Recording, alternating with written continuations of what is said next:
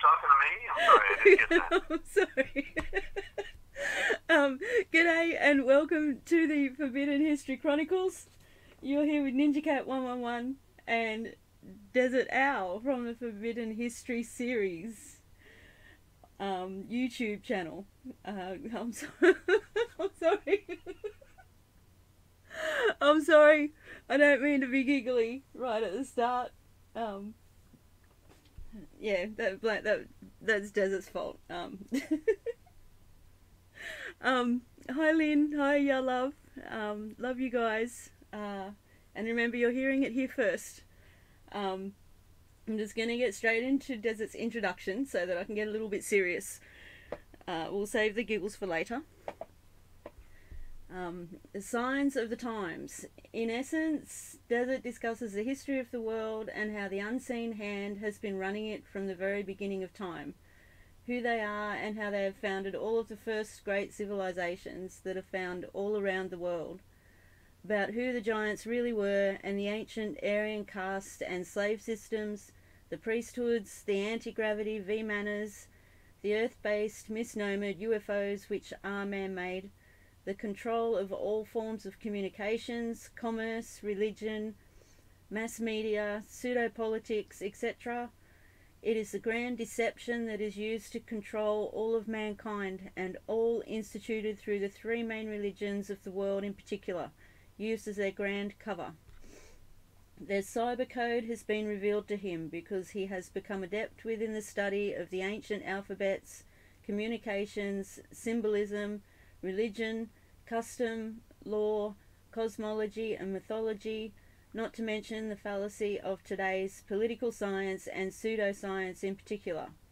He can also define the true nature of their warfare, their shell game of bringing one civilization up for their temporary use and then taking it down for the next 500-year generational cycle, as symbolized by the classical phoenix. Desert discusses the ultimate in mind control and ancient art and the financial control, the secret societies and their blood occult rituals, and how they wage all wars throughout all time through the nations that they have created, which are all imaginations, plantations and mere corporations. They have taken blood oaths to surrender their self-will and mind to their blind goddess who has demanded our blood from the very beginning of time. They communicate to their minions through the movies, TV and print media, while he can see, read and interpret most all of it. It all says that they are using us for our ingenuity, for our collective constructive labour, for experimentation, and in the end they intend to kill us all. They have given us full notice of what they are doing and what they fully intend to do, while all of the general population, the sheeple, they merely go there to be entertained. The New World Order is the Old World Order from the beginning of time. There is a major cosmic natural disaster that is about to happen on Earth and they know it, but they are cleverly leaving us in the dark, hence the reason that they have built hundreds of underground bases all around the world, while they are leaving all of the people to remain unprepared, uninformed and above ground, so that when it comes, the mere 5% who will survive above ground will die from the weaknesses and disease that has been generated from all of the poisons that they have been feeding us, from the chemtrails to fluoride in the water, to tainted vaccines, to fake food, etc., etc. They have enslaved us all by the clever means of deception, because we, most all, are their cattle, chattel, property, and because they merely wanted to harness our labour, what they always needed, which is what backs most of the world's currency through the birth certificate, but they are all through with us now. It is written in stone, as it can be seen written in the Georgia Guidestones. To know the truth is to be empowered and to be prepared. We may not be able to stop what has been done and what is about to happen, but the innocent and decent people on planet Earth deserve to know. And that was written by Dezert-Owl about 10 years ago. And it's all happening. Welcome, Desert, to the Forbidden History Chronicles. How's it going? Hi, Ninja. Well, it's all still relevant truth, so it doesn't really matter when I drafted that. It was true 30 years ago when I got started, and it's true today. So yeah. That's one thing about this nefarious information of the one world order. There is no new world order. It's an old world order, and running our world secretly. They pretend one thing, but they're really another thing. And we see that most dramatically. Had a phone call yesterday from a friend of a friend, but I've known her several years, and I finally returned a call from Paradise, where she lives, and she's the only one now I know out of about half a dozen people that actually her place did not burn down. Wow. So she's the first one. Her sister's going through post-traumatic stress disorder because she lost everything she owns in her home, and her sister. So it's pretty tragic that these people will, want to suck our blood for some power trip from special. Well, but if they don't do their job, of course, then they're on the outs, and they don't get their free ticket, their party, their perks, and what have you. So there's it's not what we thought we were born into. It's not what they told us. They lied to us from day one. Bottom line, right? Yeah. I'm glad that you got in contact with someone from Paradise. That's good. That's good to hear. Yeah. Well, I also made touch with a friend, Debbie, up there as well. I've known for a couple decades, and she was an antique dealer. Lost everything. She's sharing a house with a 90-year-old lady right now. They both lost everything, so they're in a mutual home together. Debbie seemed to be taking it very well, but she was an enlightened creature, unlike most, and therefore is better able to deal with it. Everybody deals with the struggle differently. That's why the higher truth is so much more important. So important to wrap our minds around, because if the world is all that we have, then our life is going to be smashed, especially when we get to the end of the road, because at the end of the road, then from that perspective, it's all over, and that's all an illusion.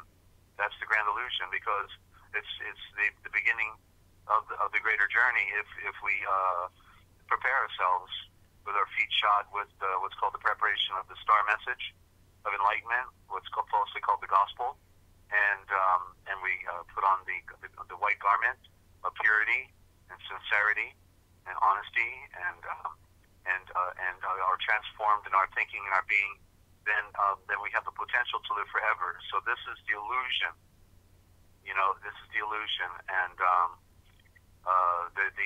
the people running our world today are really adolescents that never grew up. That's really what they are. They're in adult clothing, but they're really adolescents, because true adults, in the sense of behavior of responsibility and care, do not engage in harming other creations of any type. The cruelty that exists is so bizarre.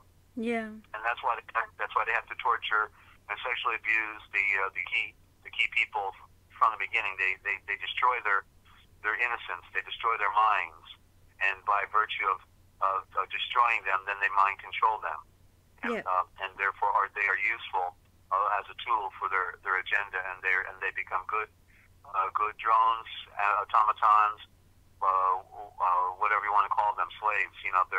They're really just another version of slavery, only on a higher level. If you would, real quick, we may have a call today, so I'm going to just respond to a text real quick, and then you can let's give out my information real quick, and then I'll get back with a little read. A little read on this Aramaic New Testament from 1845. That's Rich's 1845 Aramaic. It's a good one. So if you give out my contact real quick. Okay, and I want to bring up something as well, kind of following on from what you were saying. All right, Desert's information. If you'd like to donate any size amount to help Desert with the greatest decoding of all time, the transliterational project, you can go to www.therealpublicradio.net. That's www.therealpublicradio.net. All the details are in every description on these live streams, and they all get uploaded after we go live as well, so you can always go back and have a look. In return, we will send you a PDF of the real Da Vinci Code Etymological Dictionary, and there's also the Book of Wisdom and a sample of the original Gospel with a more up-to-date version of the dictionary at the back of it. These 3 PDFs are very handy if you're new to this information. It helps. It helps. It really does. If you don't have any money to donate, that's fine. And you want to get hold of the literature, just contact me. My email is in the description as well, or you can call Desert directly on 608-566-7295. That's 608-566-7295. Put a +1 at the start if you're international, or you can Skype him on Free America Radio. Yeah, all the information is in the description, as I said. Yeah, and we can get copies to you. Desert is also available for interviews, and just for a chat. He's happy to help. He's happy to answer any queries, questions, anything. Okay, I just ran out of steam. Desert, you back yet? Can you hear me? I can. Do you want me to keep talking? I'll think of no, something. No, we're good. I'm just ramping up here, and I'm taking some notes. Okay. Do you mind if I bring something up quickly? Because I want to bring it up, and then I don't want to talk about it ever again, because. Bring it up, and we'll get on with the program. Go ahead. Okay. Yeah, I think this is significant, but I'm only bringing it up because I'm in the general area of what's happening. Yeah, it's just another repeating pattern of the deception that's going on, and it's amping up down in my part of the world. It started many years ago with the massacre at Port Arthur. That was the trigger event, the excuse to get the Australians to hand their guns over, and so this New Zealand one that has just happened, false flag event. I want to make people. I'm just going to touch on it briefly. What did this happen, Ninja? When did this happen? This happened a few days ago, a week ago. It was went live on Facebook. I saw the footage. I'm not on Facebook. The footage got sent to me. In just Christ. One question real quick. Do you think this was a false flag, or do you think this was a legitimate event? At first, that's what I want to bring up. At first, okay. I thought it was real. I thought, it's gone as far as that's where we're at now. It's like real. And then the more I thought about it, the more I saw evidence of it all being faked. And then because they've had it all over the mainstream here, and they keep adding to it. Like, obviously it's to trigger New Zealanders handing their guns over, but the shooter apparently grew up here in New South Wales. I'm in the ACT, but you might as well say I'm in New South Wales, because I am. He grew up in Grafton, and that's my neck of the woods where I come from. Northern New South Wales. Like, I've been to Grafton. I've been through there. I've stayed there overnight. And so that's why I only want to bring this up once, because it's a bit close to home. But yeah, there's so many twists and turns with this thing at the moment. The latest one is our politicians carrying on like children, and just blatantly being hypocritical and heartless. They're bringing up Turkey and the Anzacs and Gallipoli, which I don't know why. The Turkish Prime Minister said something offensive, and our Prime Minister has now decided that he wants to close our borders off to Muslims. And then today I saw they want to encourage migration into regional areas of Australia, and yet this shooter that went to New Zealand and did this shooting, which I think is false, is from a regional area in Australia. Like, it's all upside down and backwards, and they keep, it's just this, I don't know, that's just what I see. It just, none of it makes sense, and the general population are just soaking it up, and they're not paying attention, and they're not seeing the contradictions everywhere, and yeah. So that's all I'm going to say about it. Yeah. Okay. Well, it's no doubt a Masonic agenda, because it was in Albert Pike's a book from the 1800s, Morals and Dogma. He being the grandpa of Freemasonry here in the U.S. Yeah. And he said in there that they wage all revolutions. Okay, they wage all revolutions. Yeah. So they're always the ones working both sides, and the slaves, rarely know how the game is being played. So they're just thinking they're on one side versus being on the other side, that type of thing. Of course, those who get up in higher power structures, then they know how the game is played, and that's why it looks like the politicians tear each other apart.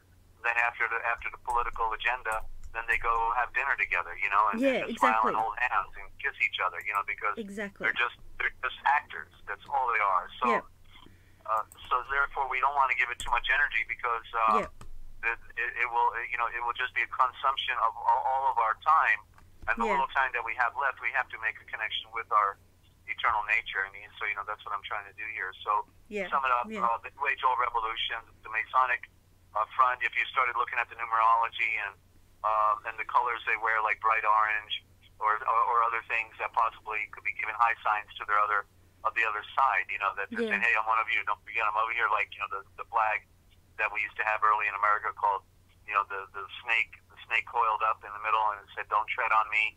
That's the serpent call, reminding those over there in England and Europe, hey, by the way, don't forget, we're over here, don't tread on me, okay?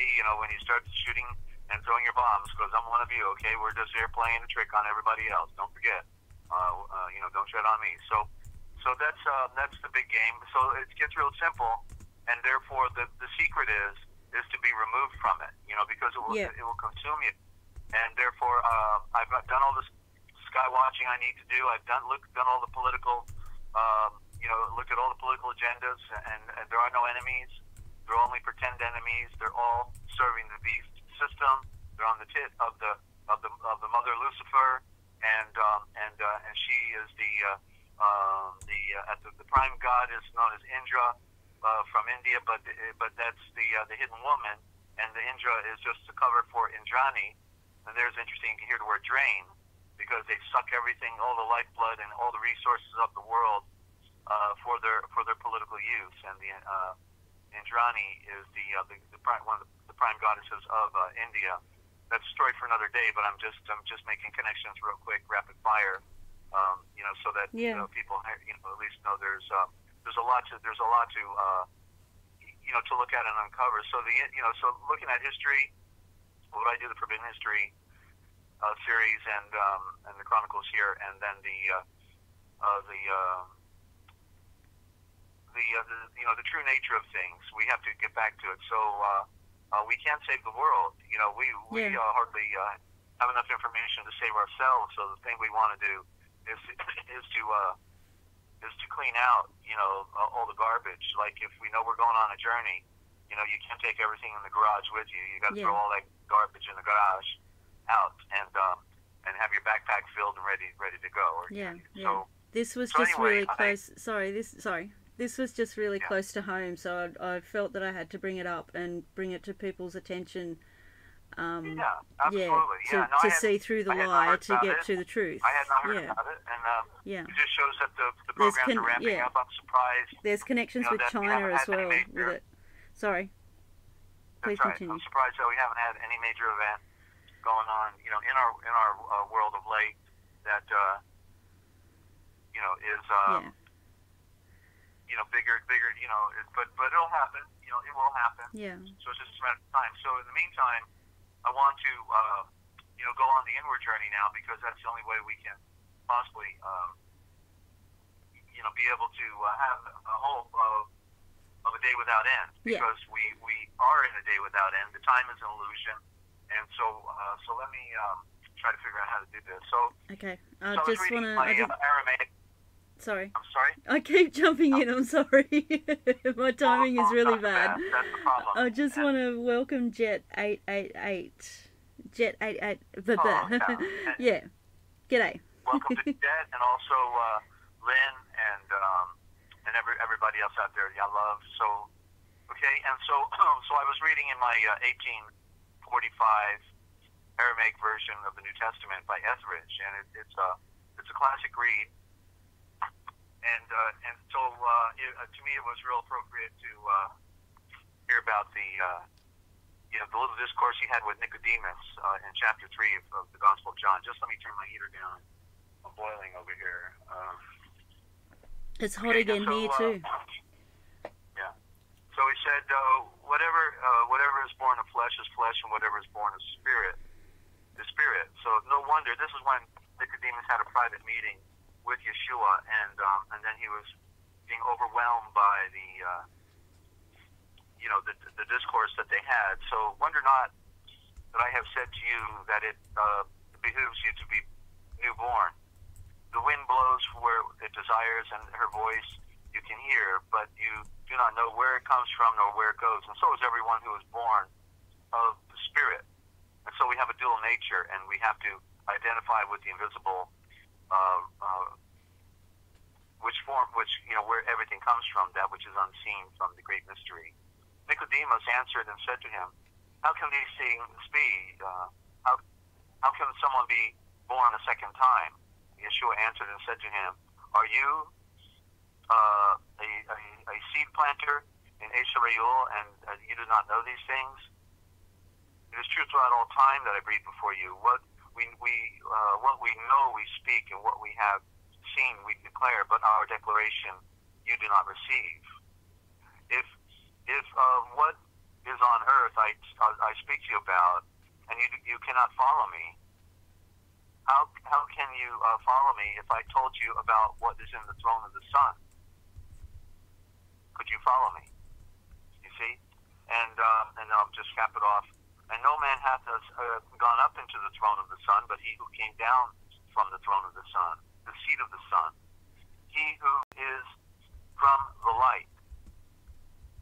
You see? And so that is a powerful statement, because when I was reading that this morning, I saw it visually, and they used the code word heaven. You see, that's where they've taken away the word for cosmos, for sky, and for the sun, or the solar system. These words have been covered. Heaven may even be used for one other word, but actually it's the word of darkness, because heaven is the even.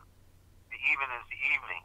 And so that's when the sun goes down, and that's why they like the code word heaven, because it's a code word for darkness, but yet we know we're talking about the light. We came from the light. And I'll finish this little section here. And as Moses elevated the serpent in the wilderness, so is to be elevated the seed of the sun. The sun has to go up. And see, it's set with the word Seth, is synonymous symbolically as Set in Meister, Egypt. The light went down. Proverbially, the light went down, and it was Set. And Sheth is sheath. The sun went into its sheath. The flaming sword went into its sheath. And so the light is coming up in the story of Yeshua 2,000 years ago. Everyone who follows in him, and Yeshua was elevated so that everyone who follows in him might not perish. So here's good news. We have the ability to transcend this world, but we can't do it alone. We can't do it without Yeshua. We have to come to know the true nature of this story and what it all implies. The one who made the universe is speaking to us. Yeah. He's reaching out to us in the darkness. But he that follows him might not perish, but have life which is in a day without end, eternal. For so loved Yahweh the world as his son, the only engendered, the perfectly engendered, he would give, that everyone who follows in him might not perish, but have life which is eternal. And Yahweh sent forth his Zan into the world, not to condemn the world, but that the world through him might live. We're already condemned. We're already in death. That's the first state, and that's why we have to be born a second time, as it declares. He who follows on him is not judged, but he who follows not is condemned and considered himself unworthy already, because he does not follow in the royal title of the only engendered seed of the sun. And this is the focused light. That light came into the world, and the seed of the sun, the seed of the moon, the seed of darkness, have loved the darkness rather than the light, and their deeds have been blind. For everyone who does things that are impure hate the light and come not to the light, lest his deeds should be reproved. But he who who lives for the truth comes to the light, that his works may be known, and that they are performed in great light. And so as we know that the truth is not a part of any lie, Ninja, and therefore we have to, as I said on the other programs, that we did, that if you want to find the truth, just look for all the lies, because once you find the lies, you can wipe them off the table. Then you can be, you can find the truth. The truth is hiding behind all the lies. Yeah, exactly. So, that's why I don't like doing it, but that's why I tend to bring up the lies here. So, and then you bring up the truth. Yeah. Yeah. Because I want people to see through the lies. Yeah. Sorry. That's all right. So I want to go through the book of the dictionary on scriptures and myths this morning. I've been holding a couple for over a week now that I didn't get to Sunday, but yeah. And just for our listeners out there, you real quick, give me a break and just tell people when they can listen in twice a week right now. I'm just thinking of the times. Wednesday, 9:30 Eastern Standard Time, US on Wednesdays, and Sundays, 9:30 Eastern Standard Time, US. That's right, isn't it? Because it's like 12:30 at night here in Australia. On it's Wednesday night, Thursday morning for me at the moment. So yeah, and that will change soon. My time's going to change in about a week.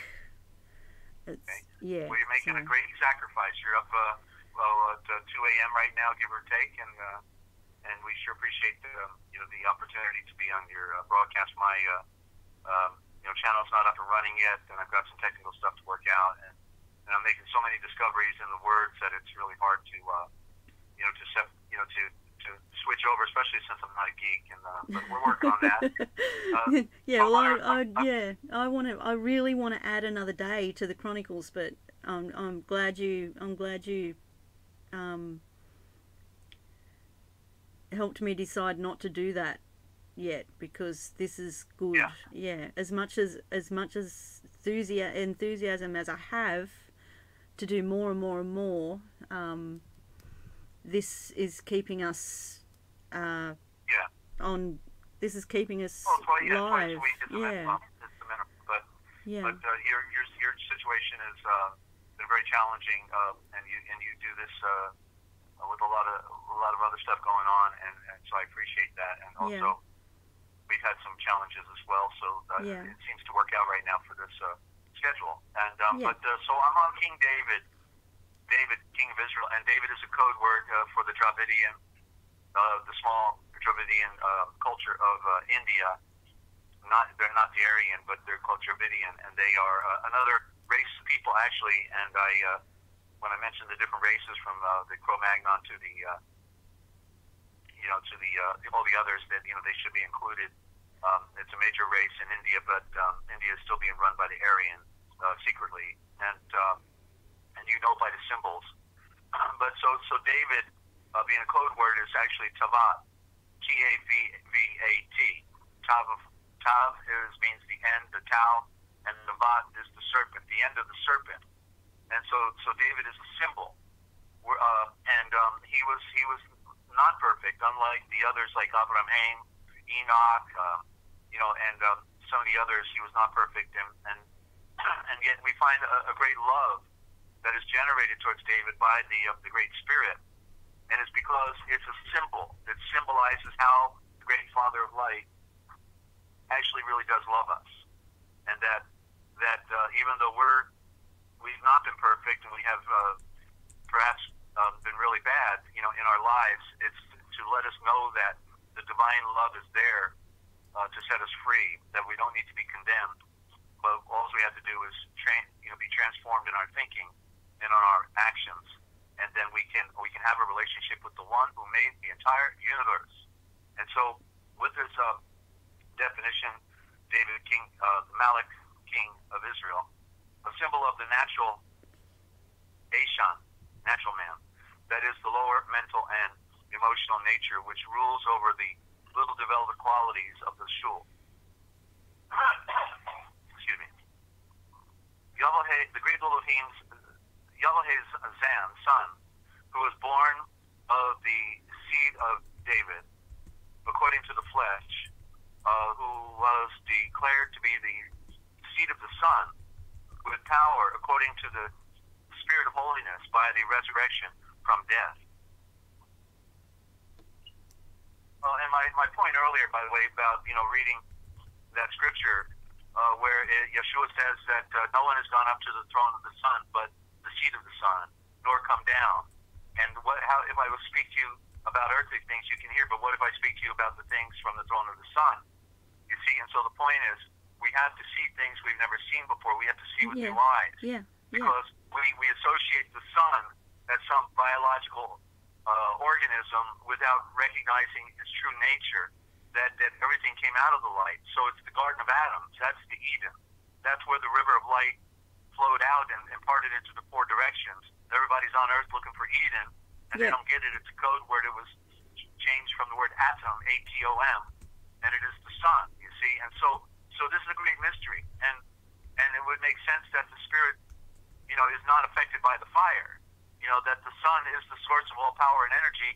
And it's the great logo and represents the one who makes all things. What more of a symbol could he ask for, or have than a star? So I just want to elaborate on that a little bit more. So the representatives of the genealogy of the indwelling Mashiach, Christ, after the lower nature, the flesh, the natural heredity were, as it were, quote, the David, which is correctly the Tavat, the end of the serpent, is ruler of the lower nature, earth. And it is through this condition of rulership of matter in the shul, that the soul, that the invisible is embodied. So using that terminology, the end of the serpent, which is tavat, which is what his name means, we then in that sense are the end of the serpent. And ultimately, because we are the end of creation, we are the last element of that creation. We didn't evolve here, we were placed here in the great mystery. All of other nature evolved, but we are foreigners. We crash landed here naked. And so something that we have to put on is that great spirit through the truth. The truth is what sets us free. And so we have to ultimately crush that serpent beneath our feet. And it's biting at our heels, as it said in Genesis. But we need to be master, ruler over it, over the serpent. We put on the serpent every day. Shirt, pants, serpent. The serpent. And it's amazing. It took me over a lifetime to see that just a few years ago when it became clear within the last 2 years. I think it was when I found, wait a minute, shirt pants. Oh, these Zionists are really joking with us, aren't they? Yes, they are. So we got to see the serpent. That's what putting the serpent on the cross in the wilderness was all about. It said if you could see the serpent, you can live, and you got to know that you are the serpent, the flesh, not you, but the flesh is the serpent, and that is the enemy. And that's why these psychopaths are what they are, because they're not ruled by the spirit; they're ruled by the demon of the lower creation, the matter. They are the I'm trying to think of the right word, but they're enslaved. They're enslaved by the physical creation. Okay, so continuing, the Moeshiach the Christ cannot actually be manifested among men except through a physical vehicle of sufficiently exquisite responsiveness to enable it to incarnate and reveal its nature in some degree. It must be borne in mind that the Moeshiach is not ultimated in the earthly race until the physical brain matter, which is adapted to interpret the functionings which play upon it from above. That's a mouthful. Let me read that one again. It must be borne in mind that the Moeshiach, the Christ, is not ultimated in the earthly race until the physical brain matter is adapted to interpret the functionings which play upon it from above. A simple way to put it, we've got to wake up. Yeah. In this explanation of Yeshua is to be found the connection between the supposed external or historic and the inward or essential Moeshiach, the Christ, within. What are the conquests of Tavat, David, or the greater conquest of Tavat's everlasting Son over the kingdoms of conquest, over the kingdoms of the earth, but the shadow of that inward conquest, which the Moeshiach works over his enemies within our shuls, within our souls, which is more valuable than the earth, and to conquer, which is a higher achievement than to subdue the kingdoms of the earth. So what is the same proverb? Excuse me. One who rules. Sorry, I've got the sneezes. There's something in the air down here. Yeah, please continue. Right. I tried to not. Yeah. One who rules his spirit is greater than he who conquers armies. Okay? One who rules his spirit. Yeah. And this is also part of the great mystery. The soul is a thing for the seed of the Son. To conquer the world is for Caesar, or the son of Philip. To the soul, the boundless world of the soul, to recover, to reconcile its warring powers, to breathe the life of the great Elohim over its chaotic wasteland. This is a work whereof all outward works are only fit to be the emblems, a work in the execution of which every spiritual man feels the going forth of his Savior, conquering and to conquer. discretion on David, David, son of David. A symbol of the mind in its lower evolutional aspect, or a state of the lower mind. Just take a sip of my throat tonic here. I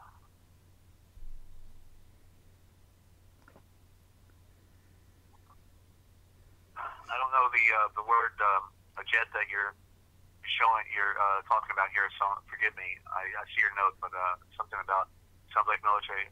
Metallica. That was a word, I guess, up here somewhere in the definition. Jesus. I don't see it here. Forgive me, but I saw your note too late. Yeah, I've never seen that word. Yeah. Yeah, but yeah, due to replay, or I can you can call after the program, and I can try to read this again and find it. Okay, son of David. Excuse me. A symbol of the mind in its lower evolutional aspect or state of the lower mind. A Canaanitish woman, that would be, she was a Phoenician, came out from those borders and cried, saying, "Have mercy on me, true healer." And by the way, being of that culture, she also was redheaded and spotted. And this is part of the culture that they removed from that area that they don't want us to know about. That's the seed of Cain. The Canaanites were the seed of Cain. Yeah. And but Canaanite is actually Galnatia. No, excuse me.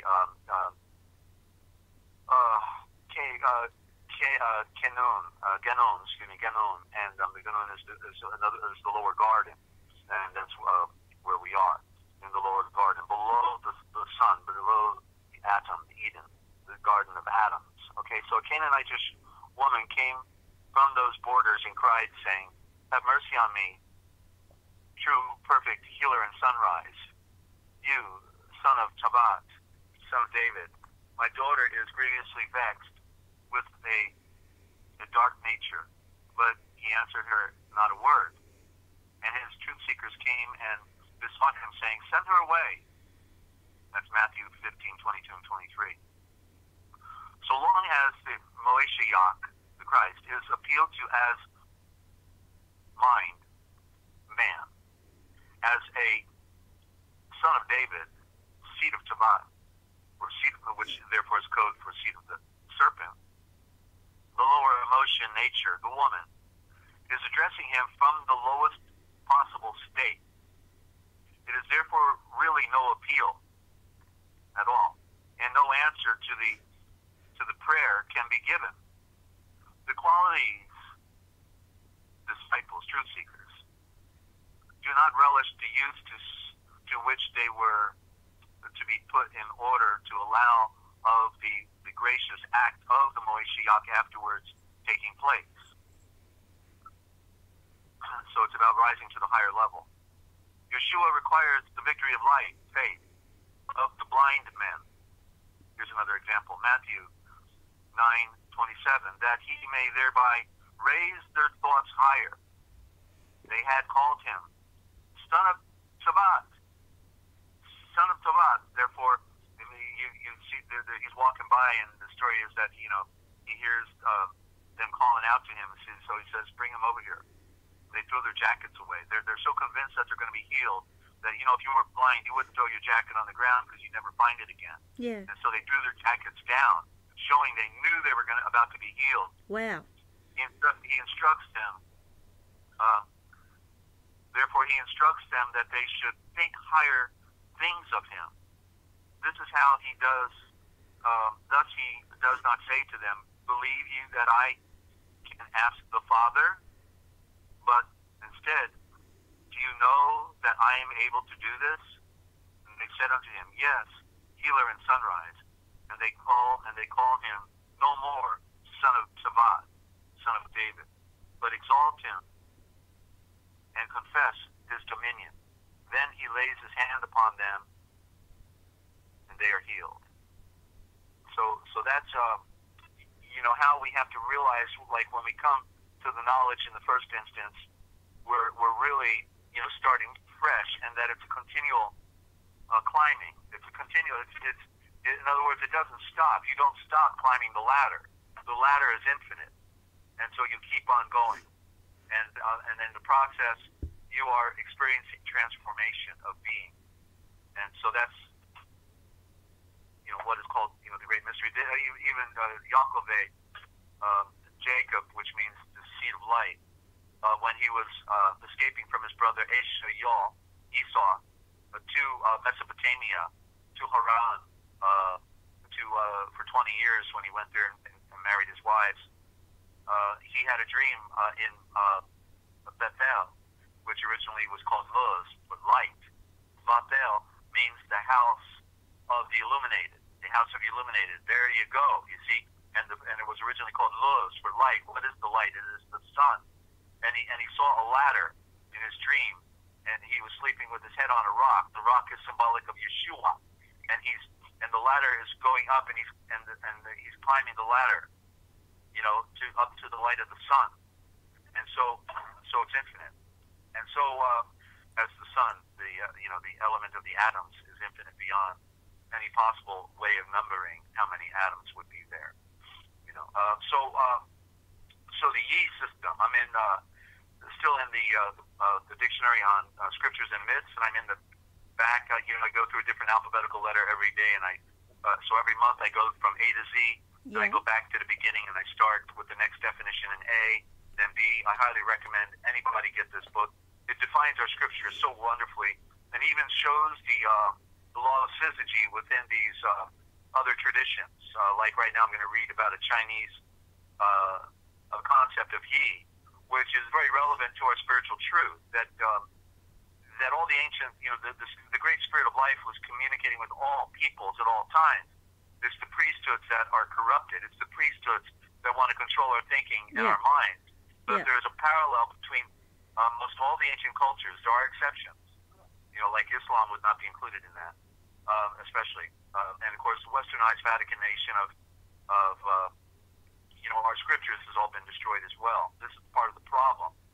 They made us slaves again in our thinking, and we have to be set free. So, a Yi system, a symbol of the cycle of life, in which the soul or casual body is formed for the experience of individualization of the monads of life, or spiritual egos, also known as sages. And monads, you have to look that one up, but all these things are defined in here, and then I can forget what some of these words mean without going back real quick for a quick reference. It's deep. Hold on. Sorry. And so, in the system of the Yi, that's spelled Y-I, there is the grand terminus, which produced the two elementary forms.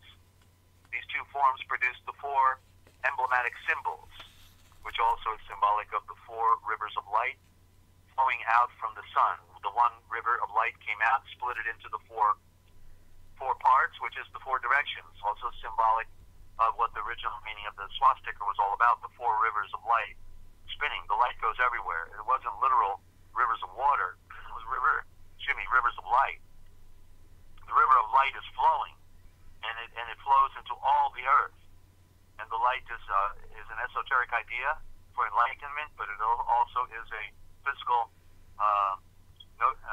knowledge of course, the light particles that come down and continue to breathe life into all creation.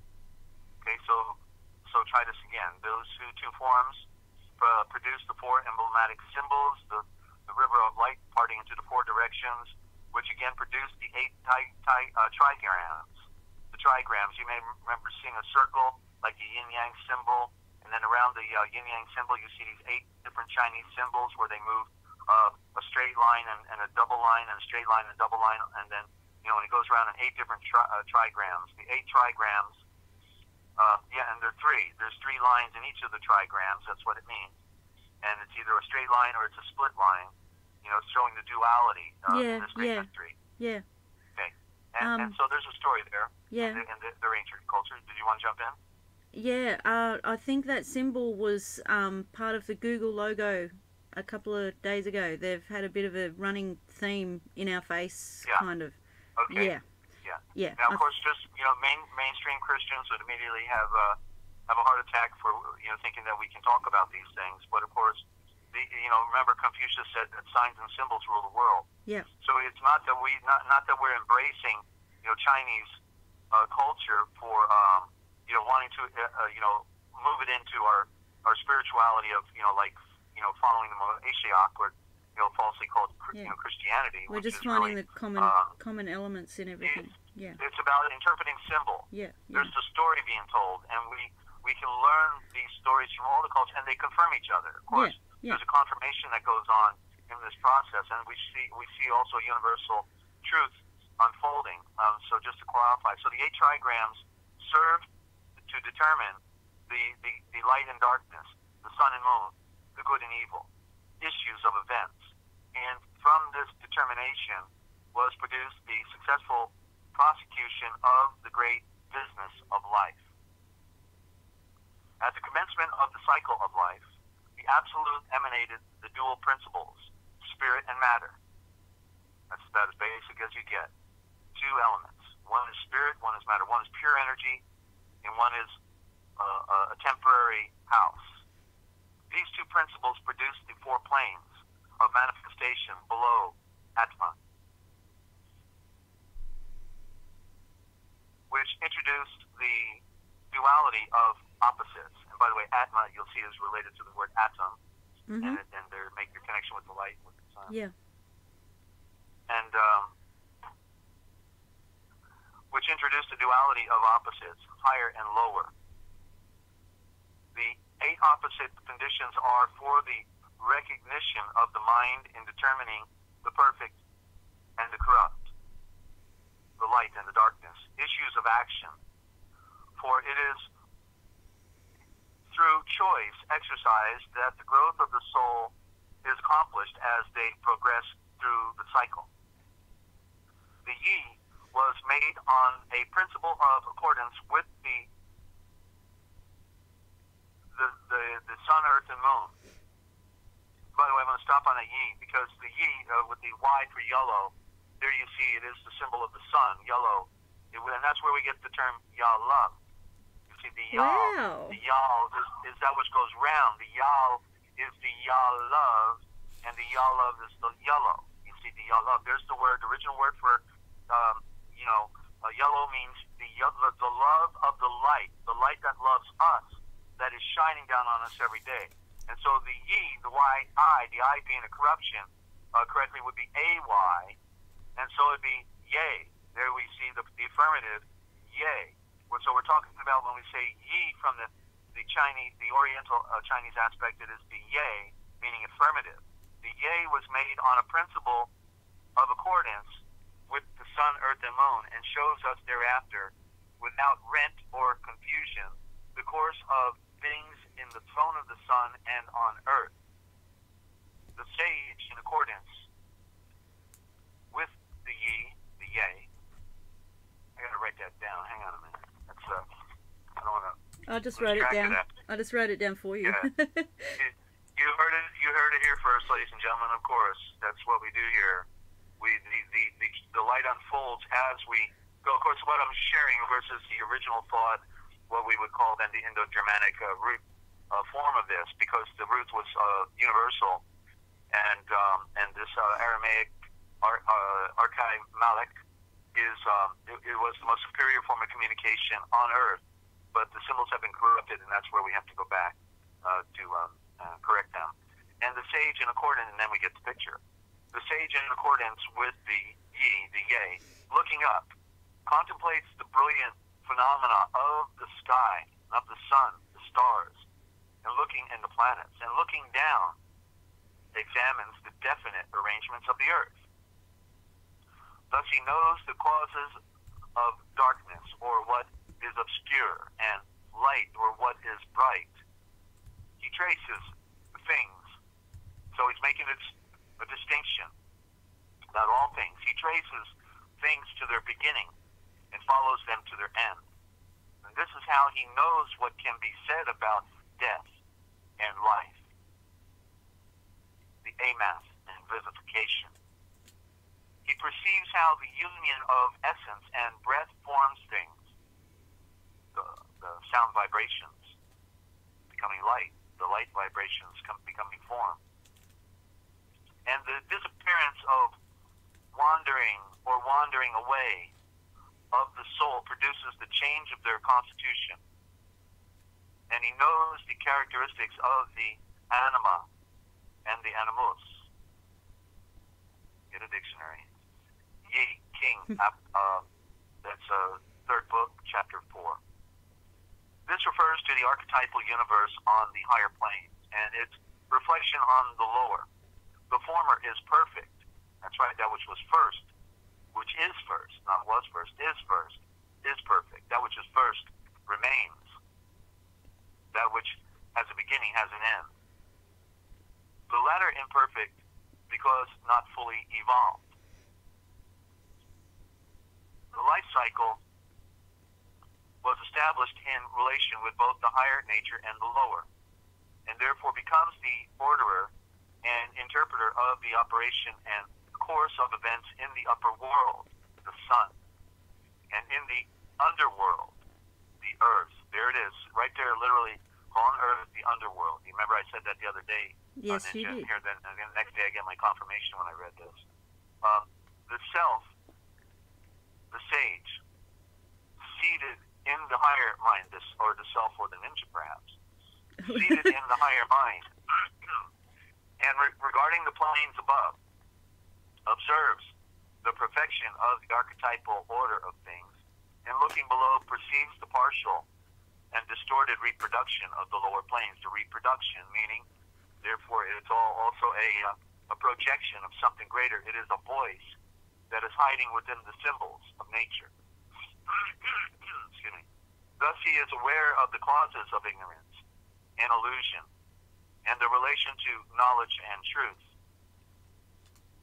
He traces the phenomena of nature to their beginning and follows them out to their ending. Excuse me for a second.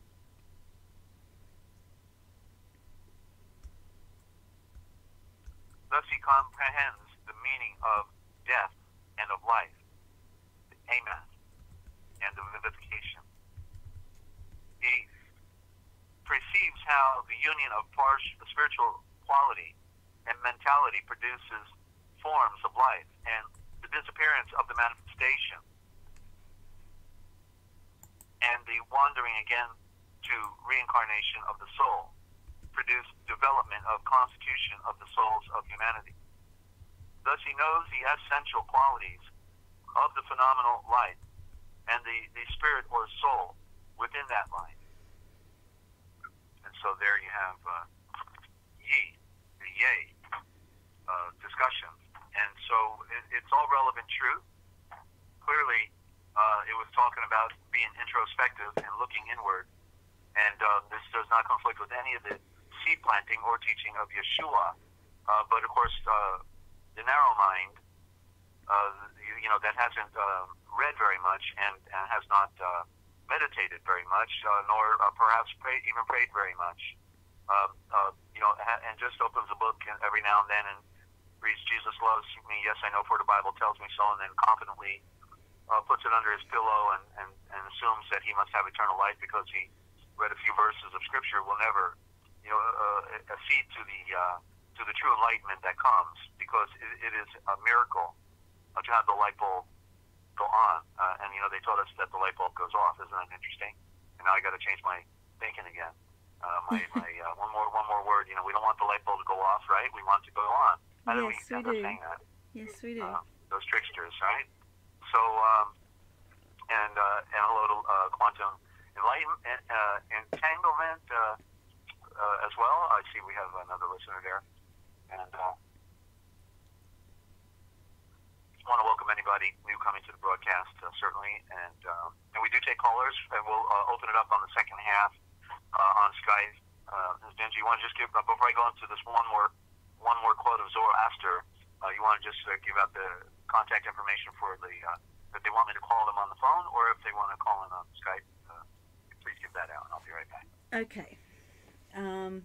You can call Desert on the phone, or actually outside of the Chronicles, you can call Desert on the phone on 608-566-7295. That's 608-566-7295. Add a +1 at the start if you are international. Because right, but did you remember that if they want, I have to call them. I can't three-way us in. Yeah, on that's what I was about to say, Desert. Oh, go ahead. I'm sorry. Go ahead. Yeah, because Desert is on my phone. Yeah, I've got the option there, but it won't let me access it to do a three-way conversation. So it's a bit of a juggle. Desert has to call you, the listener, for us to have a three-way conversation on the phone. But you can Skype him on Free America Radio, and we can do live calls that way. Yeah, so... Yeah. Okay, very good. Thank you. No worries. And, I'm not worried. Are you worried? I'm not worried now. No. All right. Why did they say no worries down there? Where did that come from? Do you know? I don't know where it came from. I've just been saying it all of my life and never really thought about it. Because because Aussies are known to be laid back and casual with no worries, I guess, is the best way to explain it. Yeah. Okay. Yeah, interesting. Yeah. Well, maybe it was the rough crowd that originally populated, Australia, because it was the foreign jail that they sent everybody to. And so probably when they were going over there on the ships, guys saying, "Man, I'm going to go over there. They're crocodiles going to eat me," and they're all saying, "Don't worry, man. Don't worry about it." Right? They're all saying, "Yeah, no worries." Giving each other confidence. Yeah. It's all going to be all right. We're going to survive this thing, mate. Right? Yeah. No worries. All right. Yeah. Can you just please analyze a word that I just thought of? Because you were talking about the convicts. Convicts. Yeah. CONVICTS. Convicts. The prisoners. You want me to look at the word convict? Yeah, please, if that's okay. Well, okay. Just quickly. Well, Vic is we see as when we talk about the victory of light, the Vic is so relative to light, and then we see con in front of it, so it means the false light. Yeah, that's right? What made me want to bring it up. Yeah. Yeah, those sense. Okay. Yeah. All right. So. Thank you. Excuse me, Zoroaster, Zarathustra, or Zarathustra, a symbol of the soul, or the son of the supreme. And again, I'm still in the dictionary of myths and symbols. Okay, the higher self descending to incarnation on the lower planes in the period of involution and ascending in earthly souls in the present period of evolution. Zoroaster's fitness for the prophetic mission which he is to undertake is divinely recognized, and Ahura Mazda selects him as his own messenger to the world. That's in the Avesta. The higher self, in becoming involved in the lower nature, discerns the destiny which awaits him as victor over the lower principle. Under the subcycles of evolution and rebirth, the logo emanates or appoints his only engendered son as his special interpreter of himself. So we see this as coming from, the idea out of Mithraism, but yet we see it also here. There's a parallel to our story of the Moeshiach. The logos emanates. The logos. What does the logo represent? It represents the great Father of Light. So that's Yahweh. And the logos emanates or points his only engendered seed.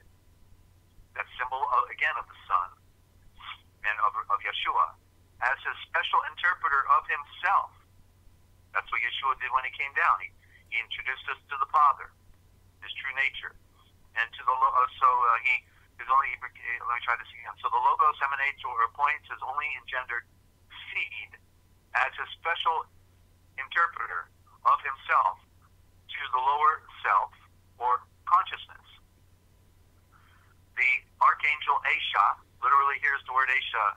Ninja, as we've been talking about it. Here's the word from Mithraism, Asha, A-S-H-A, showing. Therefore, I was on point with recognizing this word. Now I find it here in a definition. The archangel Asha. So who is the archangel? The ark is at the top. So the Asha, as I said, is the sun. Oh, wow. Okay? The archangel means the highest messenger. Yes. What greater messenger can there be than the light? The archangel is a corruption. It's Ark Malik. Ark Malik Asha.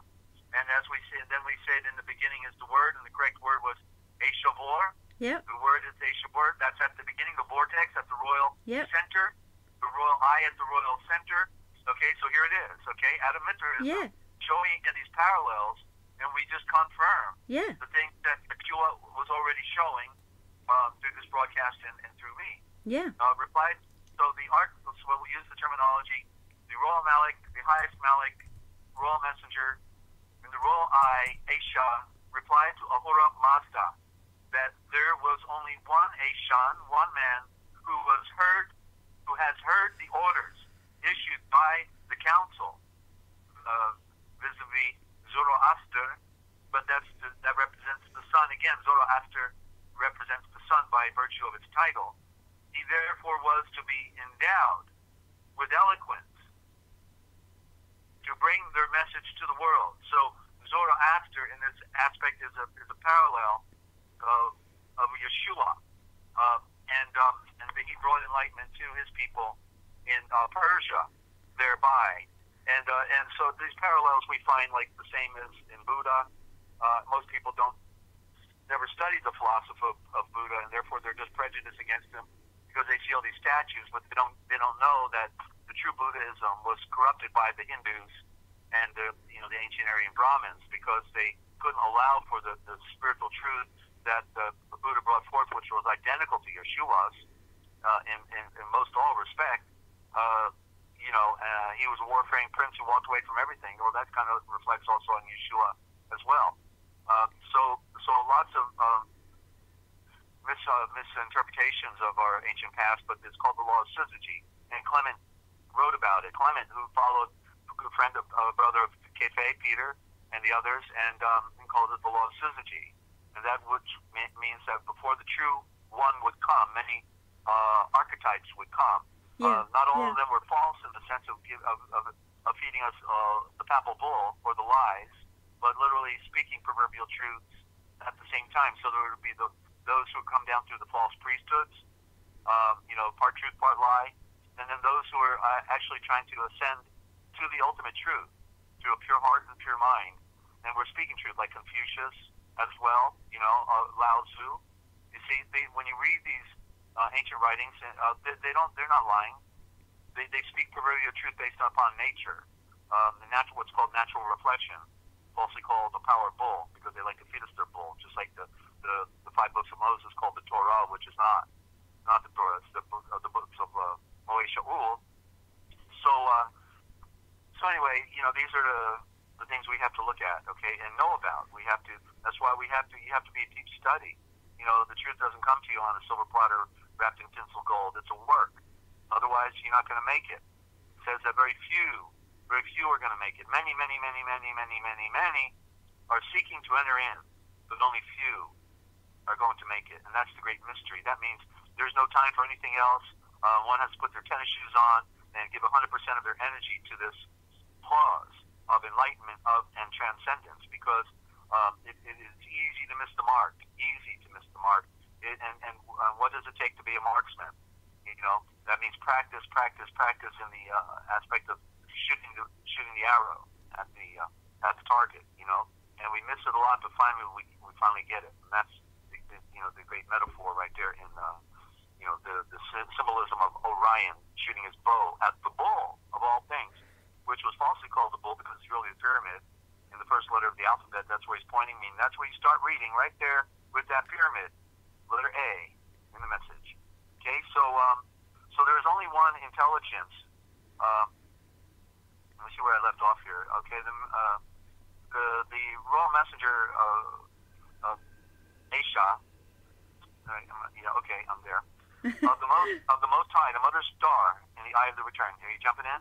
No, I'm just wowing. My jaw's on the floor. Desert, please continue. All right, okay. Pick that jaw back up. And the messenger, Aisha is in parentheses when it's talking about messenger. That's the sun. See, there's the messenger. Was what a gold mine defined us through, the Mithraic tradition here in the definition. The messenger, Aisha, of the Mother Star in the eye of the return. That's Most High. The Mother Star in the eye of the return. We got to go back to the light, which is a flash of intuition arrived at in the awakening mind. Asserts that there is only one intelligence who knows that the divine law, which is the Travain law, the 3 in 1, the vein, and scheme. And he is the seed of the Supreme himself, the Zen of the Supreme himself, the Son of the Supreme himself. He it is who must be endowed with the means of expression on the planes, that is, have the actual graces and virtues, whereby that which has hitherto been potential will manifest and fulfill itself below, because this is where transcendence occurs. Not after you die. You got to work it out here. The transformation occurs here. The fulfillment occurs here. The other world is found right here.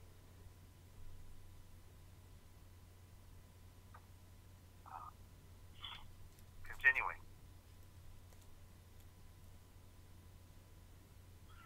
Creator of the settlements applied with creatures.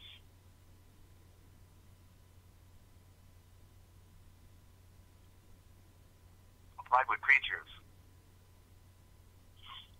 Who is their heavenly sunrise and earthly master, Mother Star. Then said Ahura Mazda, Uratit Naro, and thou who art Zarathustra. And I can't begin to interpret that one myself. I don't know what the Uratit Naro represents. And you who are Zarathustra, by saying in simple terms, it's just acknowledging that you are the light. And what's interesting about the people of the Mithraic tradition is they always pray through the candle. They always light a fire, and they're not praying to the fire; they're praying through the fire. Yeah. You see, and that's reminding us. If we look at the symbolism again, when symbols rule the world, that it's telling us, and that we have to pray through the light as well. Because the great fire, the great symbol of fire is obviously the sun, and this is where we get this false message from the false illuminated to the ones feeding us the bull, that that ancient people worship the sun, and it's not true. They didn't worship the sun. They recognized that the sun was the symbol of light, and that it was the conduit through which all of creation came forth. Everything came out of the light. The planets, the moons, okay, they came out of a star. The garden of the atoms, the Eden, where flowed the river of life, and then it split into the 4 directions of light. And so that's important to note, you see, because we've been fed propaganda. Yeah. And therefore, even in the book by D. Brown, who did Bury My Heart and Wounded Knee, in some of the quotes there by the traditional people, it says, talking about the white man, quote unquote, this native traditionalist was saying, they say that we worship the sun and the moon, but we don't worship the sun. We recognize that it is the house of the Great Spirit that gives us light. You see, so it was defined in there, and then, but the remnants. That's why studying, culture universally is important, because we can piece these things together. Rather than listen to the westernized version of everything, we have to go back to ancient culture, and let them speak for themselves, because then we can get better clarity on all these things. So I'm almost done here. Then we'll go to a halftime break, and we'll come back. We'll be glad to take comments or questions. I'd like to jump in at some stage, if that's okay with All right. you. Well, is it on this topic? Yes. All right, well, go ahead. Jump in. I'm just trying to find. I know I've made a note somewhere. It was here it is right here. Wow. Oh wow, that was quick. I remember you reminded me with the candle, with the praying through the candle. This was, I should have dated it. This was a while ago. When you sent me a link to a video exploring Jerusalem, the backpacker guy exploring. And and I noticed. That was great. Yeah, I noticed. I brought it up with you. I noticed when he was looking at Yeshua's tomb. I've got it written down here with the candles, and it made me think of the light, and made me think of what you were just saying, like with the corruption, and how they've flipped it all. It's all backwards, and I just remember asking you about that. Why do people pray to the candles? Why are there candles in churches and things? And and the connection with the light. And I couldn't figure it out then. And when you said they're praying through that, like just then, that's what made it click. So yeah, thank you. Right. Yeah. You bet. Absolutely.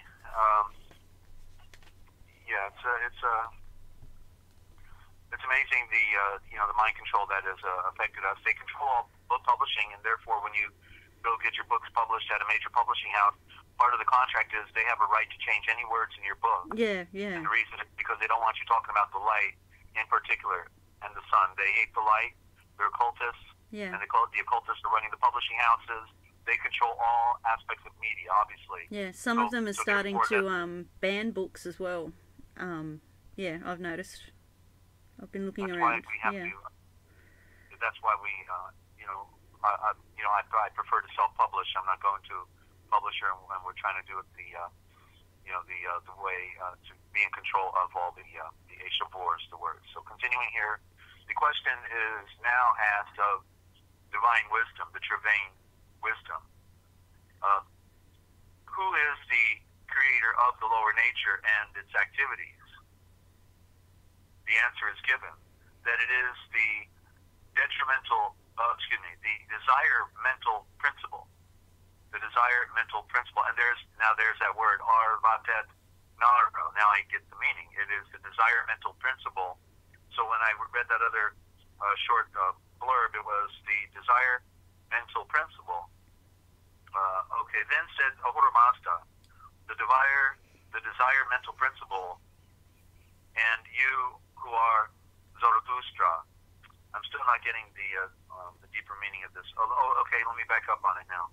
Creator of the settlements supplied with creatures. Creator of the settlements supplied with creatures. That's the earth, obviously. Who is there's a heavenly Lord, which would be the illuminated sunrise. That would be the more primitive way of saying it.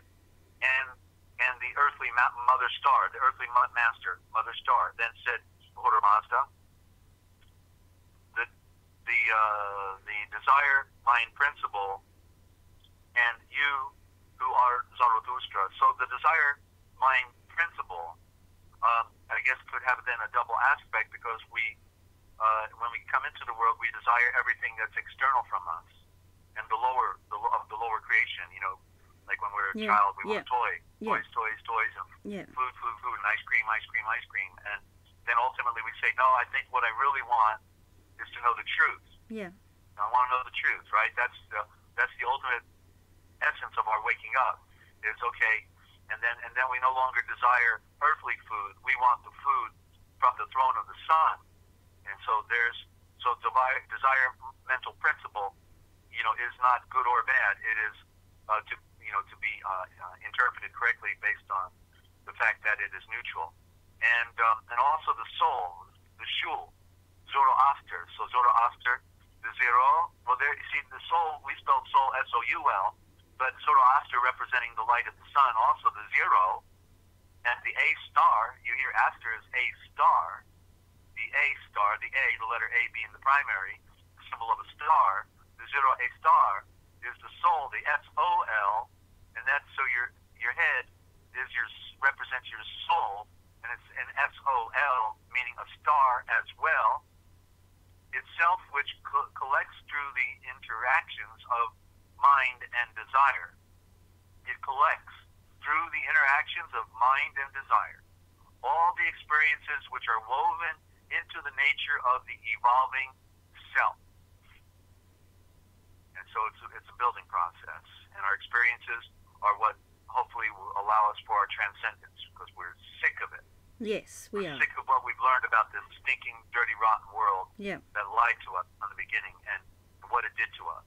Yeah. The advent of the soul into the lower nature is a signal and an effective means for an entire reconstitution. There you go, for an effective means for an entire reconstitution, transformation of the planes upon which its evolution is to be carried on and consummated.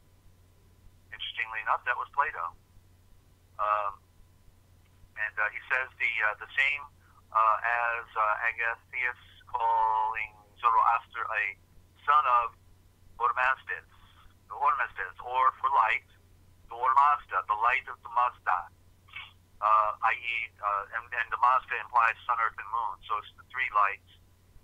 Each one is different. You know, the earth is known as the emerald fire, the emerald light, the green light, and i.e. Hormazd.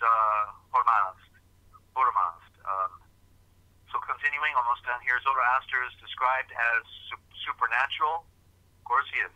He represents Yeshua. They're in character type, they're the same.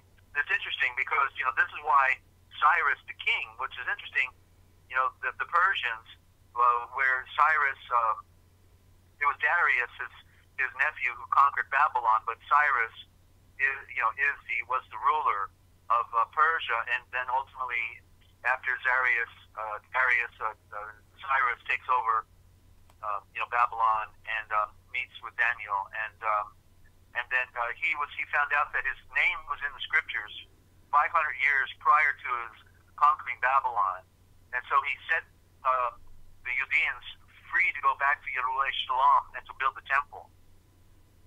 And so we see this parallel story of this duality again that we talk about, left hand, right hand, and yet here on the left in Persia, they're, of course, in their own hearts and minds following a pure tradition, which is at its core, because they had no agenda. So the story goes that Zoroaster was the one who woke up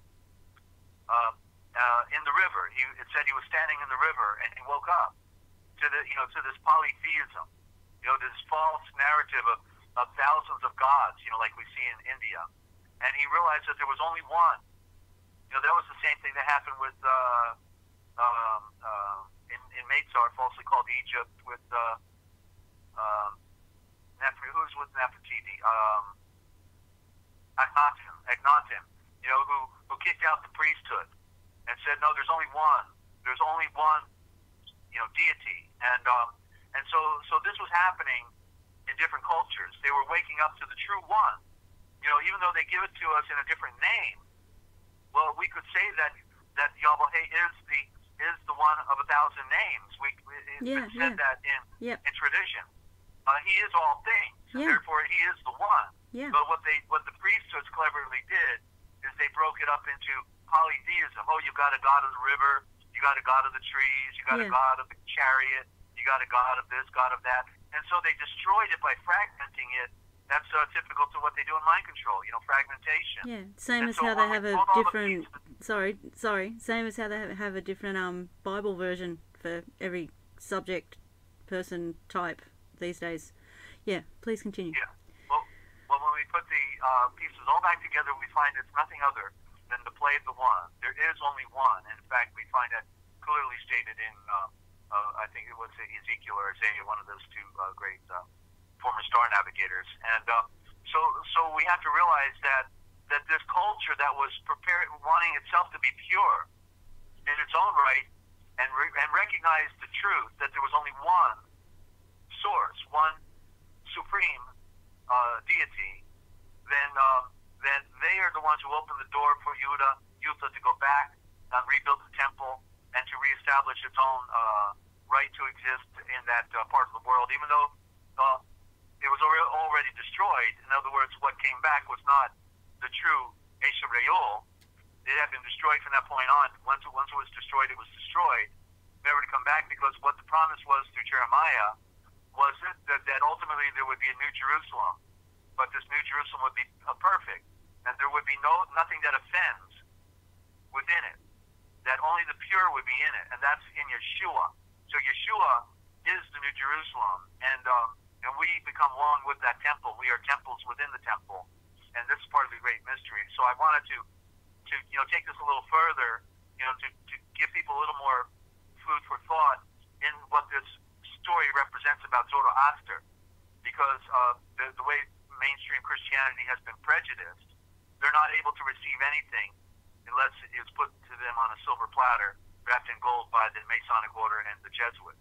That's the only thing they can eat, because they have been pre-programmed that everything else is evil and wicked, and therefore you don't have to read anything. No, in fact, you don't even have to change yourself. You can come as your dirty, worthless self that you are, and transcend and go into the next world as a dirty, worthless, no good piece of garbage. Yeah. Don't worry about working on yourself. Don't. No. He loves you just the way you are. Nothing to change. So that's the propaganda that's been fed to us. Yeah. So there's nothing to work on, nothing to achieve. You already got it. No. So this is the papal bull that we've been fed, and so we have to by being students, and by being scholarly, then we can study. In other words, I study the enemy. How are you going to know how are you going to know how to defend yourself unless you know the enemy? Exactly. And so when we start studying all the ancient cultures, we find out that they're not all the enemy.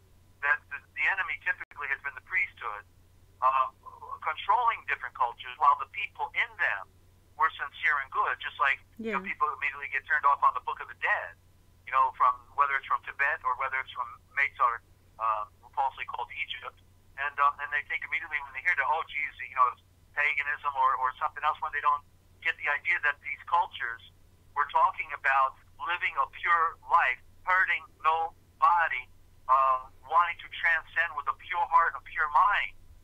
The priesthood behind them were corrupt, but what they gave to the people is no different than what the Vatican is giving us today, right? Saying, Jesus loves you, yes, I know, for the Bible tells me so. Just don't read the Bible, my son. But anyway, you're going to follow what we tell you to do.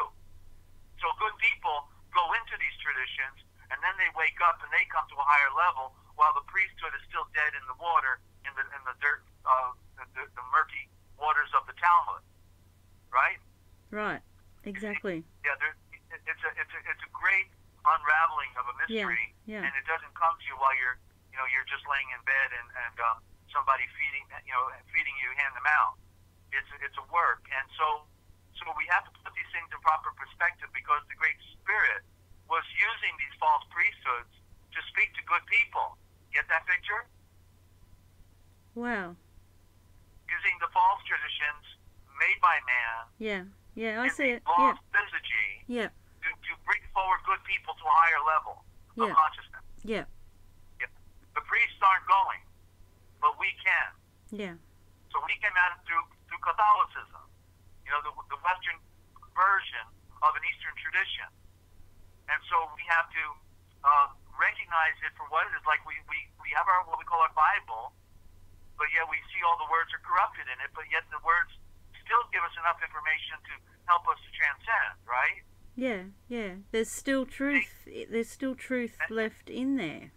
Yeah. And then we see it more clearly, and then we say, okay, I know what this word is now. It's not that word. It was hiding something else. So we unravel, because we're becoming enlightened. We're no longer fooled. Because we're no longer fooled, then we're led and guided into all truth. It leads and guides us into all truth. So we destroy the lies. with the truth. And and it's the truth, and it's the lies that we started with, but it led us to the truth because they can't hide it well enough. The truth is right there on the table, right next to the lie. And which one do we want? You know. Zoroaster, continuing, almost done. Zoroaster is described as supernatural, the seed of the sun. There he is the classic Yeshua. He is Yeshua incarnate in the Persian culture, leading them on to enlightenment. The same as Yeshua. Well, here it says it right here. I'll stop interjecting. Zoroaster is described as supernatural, the Son of God, the same as Jesus, the Christ soul. There you go. You see, it said it in its own words right here. Because whoever's given us, Jay Gaskell has given us the definition, knows it. He knows it's a universal truth. He's a symbol. Zoroaster is a symbol. Signs and symbols rule, and they tell us a story. Continuing, Eckhart observes that between the soul and the only engendered Son, there is no distinction. Between the soul and the only engendered Son, there is no distinction. For what the Son reveals to us is just this, that we are the same Son. S-U-N, S-O-N. The same Zan, Z-A-N-N, which is Zen, which means the same infinite potential. Son is correctly Zan. When he, the soul, will have crossed over as the image into its archetype, then he will have reached his journey's end. That's Flotinus. Let me read that again. When the soul will have crossed over as the image, as the perfect image, we might add, to its archetype, then he will have reached his journey's end. There you go. And that, when he goes to the end, he will be at the beginning. That's where the end is, at the beginning. It was all finished at the beginning, before the earth even came out of the sun. The work was already finished. And all it had to do now was to unfold in the process of time. Oh, and speaking of time, don't get me started. Monday. Yeah. Monday. Well, I'll go to Philo, because I now can prove out, Philo confirms that the world was not created in 6 literal days. I've got all that. The last pieces came last night, and he will elaborate on that. But it was 6 billion, year time clock, and they corrupted all that. It just makes more sense. It just bleached flour, is what they want us to eat, and but we have to put the color back into the reality. Almost done. Okay. In the Vendiad and the Yeshta, Zoroaster is represented to us as not as an historical. Okay, get this. He's represented not as a historical, meaning if that's true, then not as literal, but a story of a metaphor. Okay, and so I don't know. I wasn't there, and I never saw him. But listen to this. This is interesting. Zoroaster is represented to us not as, in these books, is represented to us not as a historical, but as a etheric character, stripped of nearly everything that is peculiar to earthly nature, invested with a supernatural and wholly divine power, standing next to Yahweh himself, and being even elevated above all the cosmos itself, of all things, above all things. The temptations of the dark natures, whose whole empire was threatened by the great prophet from a favorite subject of the traditional reports and legends. You see, he was a threat to the establishments of that day. He was the concentration of all wisdom and truth. He is, not was, is the concentration of all wisdom and truth, and the mother star and head of the entire living creation. The mother star of the entire living creation. And so let's look at that word again, Zoroaster. There's the zero, the big O. Well, what is the zero but the sun? It's the Ouroboros, the serpent eating its tail every day as it goes around and around and around. The serpent eating its tail, the great serpent. And the A star, Zoroaster represents the light of the sun. You see, so it may have been just a story that where some enlightened one got the picture, got the vision, the revelation for his people, just like in Israel, they had their mothers, their star navigators, the people trying to point the way back to the light, back home.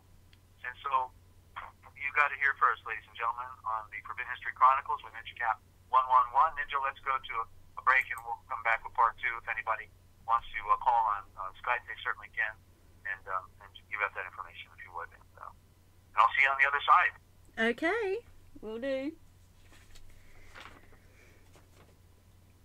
Okay, you can Skype Desert on Free America Radio for the second half of the program, if you wish. We both would love to make this a caller generated program, like Desert used to have on the Forbidden History series on his channel, which will eventually get going again. If you're new to this and you're playing catch up, trying to follow along, I recommend going back to June 21st last year, 2018, on Desert's channel, the Forbidden History series. The link is in the description. He walks you through it right from the start, and it makes it so much easier to understand. You can also call Desert on 608-566-7295. That's 608-566-7295. If you're international, just put a +1 at the start. If you don't have Skype and you want to call in for the second half of the program, just trying to think how we're going to work it. Okay, you can send Desert a text. Send Desert a text during the break, and he can call you back. That's the only way we can do it by the phone. Desert has to call you back, and we can make it a conference call. Yeah, anyway, we'll go to a quick break. I will put this one on because I love it, and see you on the other side.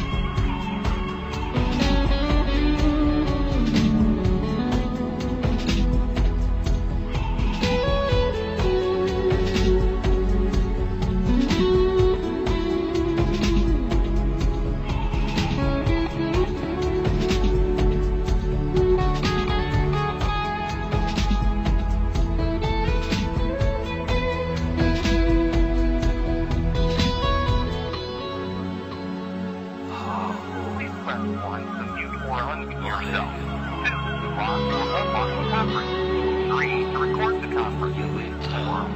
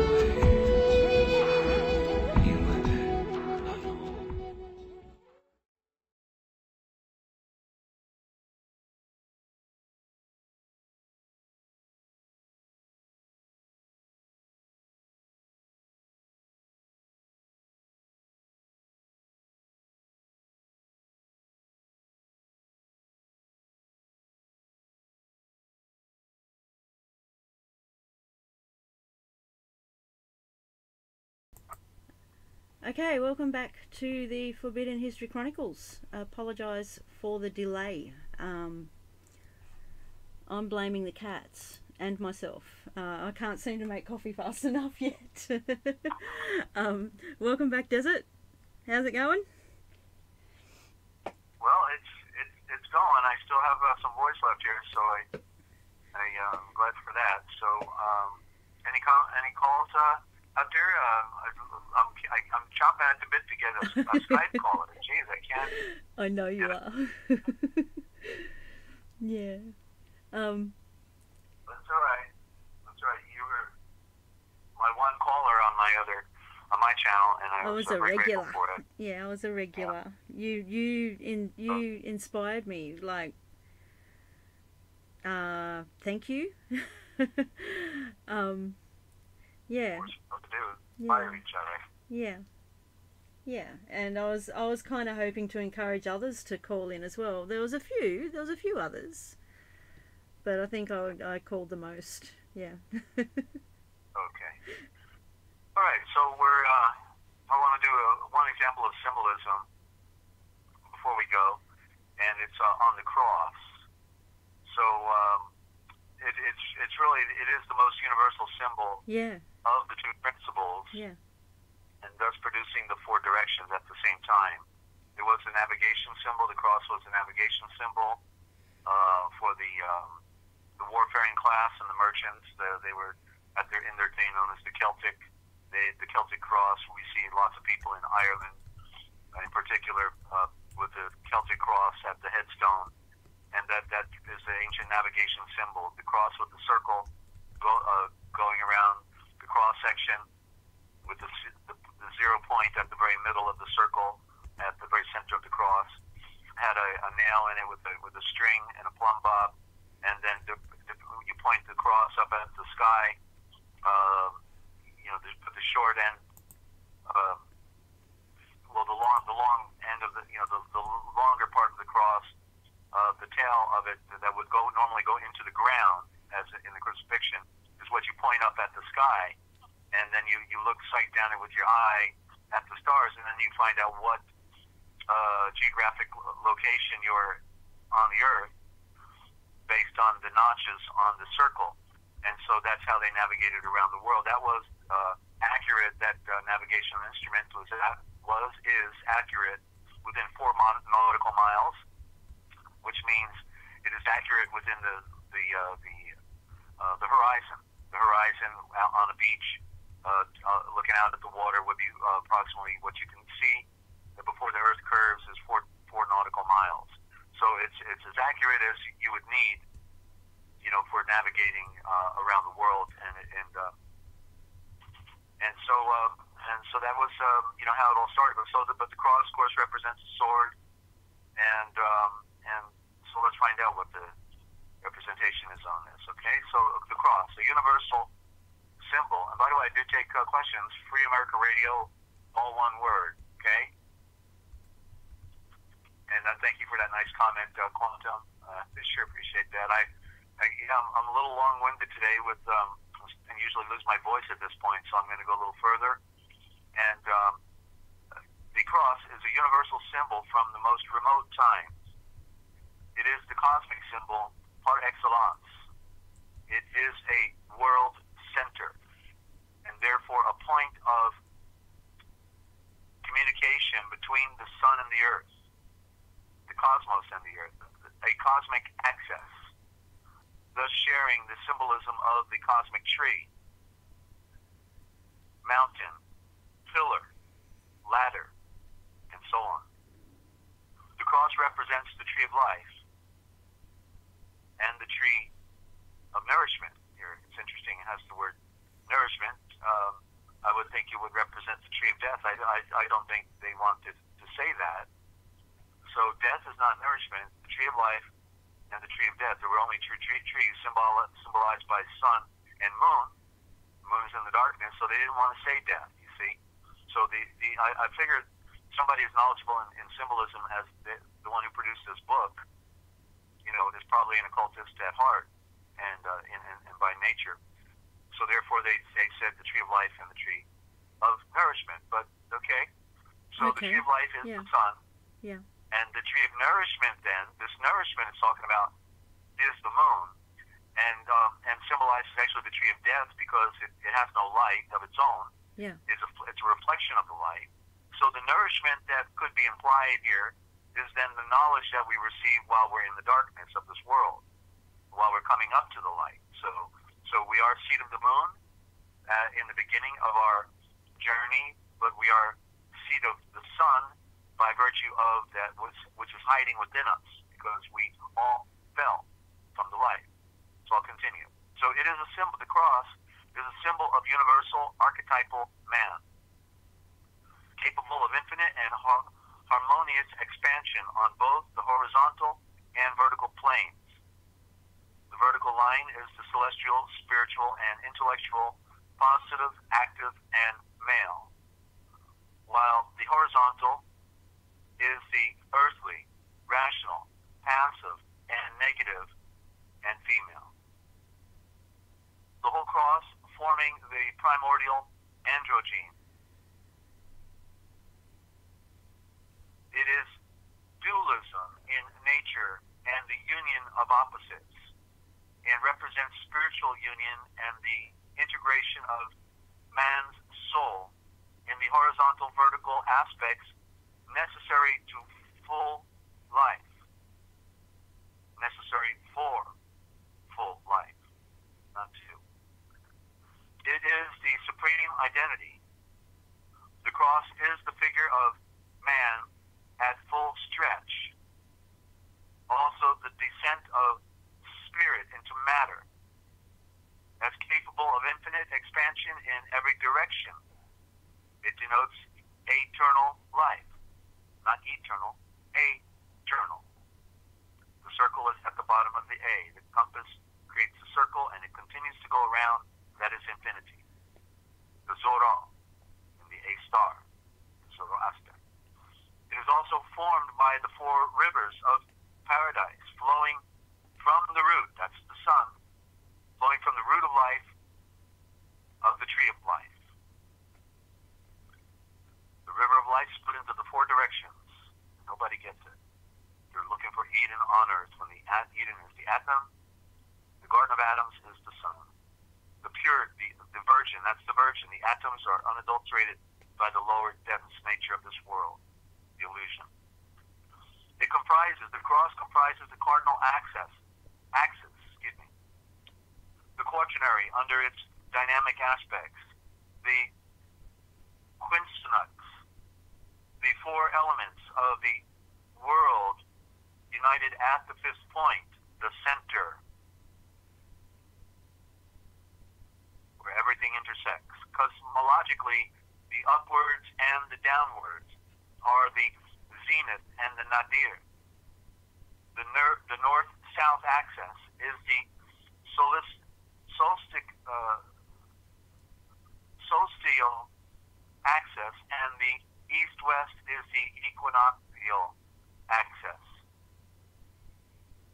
The crux ansata, or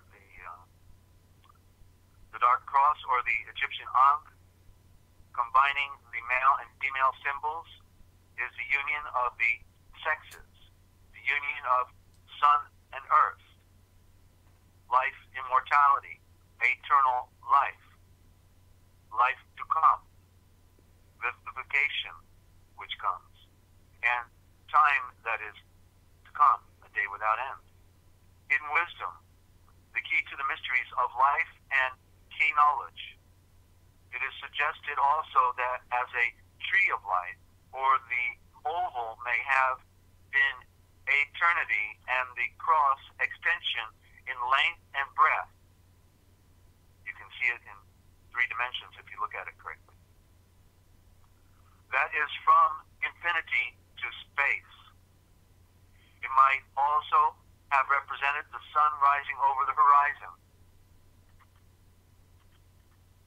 Cross in circle. Solar mobility. The wheel of change. The Celtic cross. The wheel of fortune. There you go. That's what that wheel of fortune was all about. They were playing a game on us. Fortune, their gods, for going out and rowing around the world in ships. The god of fortune, we will come back as rich men, or dead, one or the other. The Christian church frequently forms a cross inside the circle of the churchyard. Even look at the Vatican. The Vatican is shaped like a cross with a round dome in the middle, right? It you is. Look down upon it? Yep. Yep. Okay, the sea also circle, cross in square. The Chinese, that the cross in the square is a symbol of the black sun. The Chinese symbol of the earth, stability. Cross with wheel at center. The Hindu chakra, power, majesty, solar. Wow. Cross pati, the open wings of a bird, emblem of the Knights Hospitaller, Knights Templar. Cross psaltery, perfection. The number 10, St. Andrew's cross, the Maltese cross, protectors in front of the Vatican. The 4 great gods of Assyria,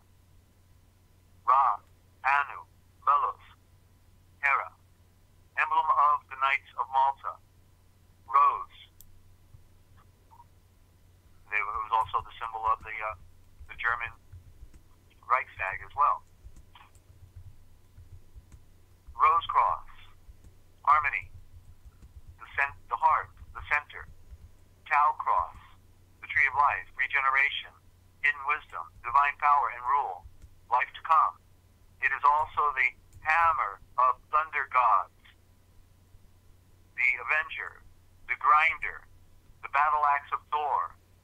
The double cross, solar symbol of Zeus as the sky god. Well, there we were double crossed when they gave us Jesus, which means ye pig snout, and when we wanted Yeshua, and they gave us Zeus, the sky god, in lieu of our Eastern tradition, and they brought us west into Zeus, the Greek mythology, the Greek words, with a false alphabet. They switched out the Greek alphabet and gave us a new alphabet, no different than Estrangulo or the Demotic script. This also appears on the Buddhic stupas and accompanies the Chaldean sky god and Aryan divinities. Cross with hand, an ancient talisman against the evil eye. Cross with crescent. The crescent is the lunar barque. The feminine receptive element. The cross is the axis of the mast and a phallic symbol, just like the mast of a ship. There's your cross right there. Together, so it sails. Not only does it navigate, but it even moves you to where you want to go. Together, the two depict the union of the male and female, sun and earth. Sacramental bread is usually marked with a cross. Let us not forget that it represents the sword of fire, which again is the sun. African, from the Bushmen and the Hottentot, the divinity, protection, and childbirth. Chemical, the natural order of elements. The central point of the Quinta Essentia. Amerindian, the human form, rain, stars, wood, fire, maidenhood, the four cardinal directions, and the four winds. The north arm of the cross is the north wind, the most powerful, cold, and all-conquering giant, the head and the intelligence. The east is the east wind, the heart and the source of life and love. The west, the gentle wind from the spirit land, the last breath and going out into the unknown. The south wind is the seat of fire and passion, melting and burning. The center of the cross is earth and man at the center. We're each at the center of our own universe, moved by conflicting forces of gods and winds, or Elohimic forces. The lodge cross, inscribed in the circle, is sacred, the sacred place, just like the Cairo. A cosmic center. The four dimensions of space in the celestial circle symbolize the totality comprising the Great Spirit. The cross also represents the cosmic tree, the universe itself, extending horizontally over the earth and touching the sky through the vertical central axis. From the Buddhists, the axis of the wheel of the law and the round of existence. Celtic, phallic, life, fecundity. Chinese, the cross in the square is the earth symbol with the circle as the sky and the planets and the moons and the sun and the zodiac, the Mazzaroth. Christian, salvation through Christ's sacrifice, redemption, atonement, suffering, faith. The white cross on the chasuble depicts Christ's arms extended on the cross and the uplifting of the hand. So there we get the letter Y and the letter T. The cross also signifies acceptance of death or suffering and sacrifice. St. Andrew's cross depicts martyrdom, suffering, and humiliation. Ecclesiastical crosses with two crossbars denote archbishops and patriarchs, or we should say pathfinders, the pathfinder, and with three crossbars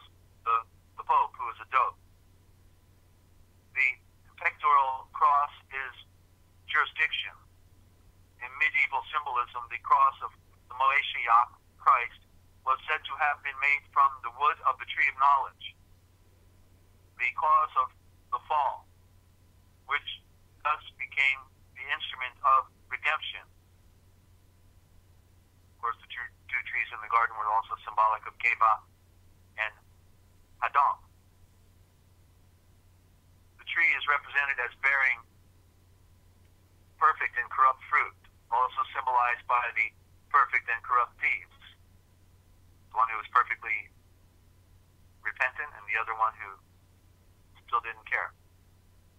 The opposite sides with the Moeshiach as the trunk of the unifying tree of life, as the central cross of the three on Calvary road. The two arms of the cross also represent mercy and judgment, and in Christian art often have the sun and moon on either side to portray these two qualities as well as the two natures of the Moeshiach, which are also symbolized by the vertical and heaven and cosmic and horizontal and the heaven and the earthly axis of the cross. And of course the word cross is synonymous with cruise, because with the cross you can cruise across. You can cross the water, that's cruise. Wow. And there's also the word curse in cross, because cursed is the one who's put up on the tree, and he was crossed. He was double-crossed by his own culture, but of course it wasn't his own culture because they were long gone a long time ago, and the ones that were there following the Babylonian Talmud come out of Babylon, the Masonic Babylonian Talmud. Yeah. The fluoridated cross, oh, I like that word, fluoridated cross, or crossed bone tone. I didn't know there was a fluoridated cross. I didn't know there was a fluoridated cross either. That's another double cross on our faucet that yes. comes to us by way of international Freemasonry, poisoning our world. Fluoridated cross, or cross, maybe we should say blue cross, cross Bongton, has been suggested as both the budding of Aaron's rod and the resurrection of the Moeshiach Christ as life resurgent. Mitzrayim, falsely called Egyptian, the crux Ansala, or the Ansata, or Ankh, is life, union, immortality, health. It is held by Ma'at, or Ma'at, the goddess of truth. It also represents the union of Isis, that's Aisha, or Osiris, represents as Yeshua. The Tau cross is the hammer, the avenger, the grinder, Gnostic, the balance of perfection, Greek, depicted on the brow of Ephesian Artemis, Hebrew, Kabbalism. The six-rayed cross signifies the 6 days of creation and the 6 phases of time and world duration. Hindu, the Rajas, the expansion of being. The vertical represents the Sattavas, or higher celestial states of being, while the horizontal is the Tamas, or lower earthly states. The cross is also associated with the sacred Ganges, or Ganga, and with the cross fire sticks of Agni. Manichaean, the cross of light, symbolizes the suffering of Yeshua, the light that penetrates all nature. The Marori, the Mori, the moon goddess, the common good, Maya. The Tau cross is the tree of life and the tree of nourishment, or the tree of death. Mexican, the tree of life, God is sometimes represented on the cross, and his sacred victims as crucified. The cross also depicts the 4 winds, hence fertility.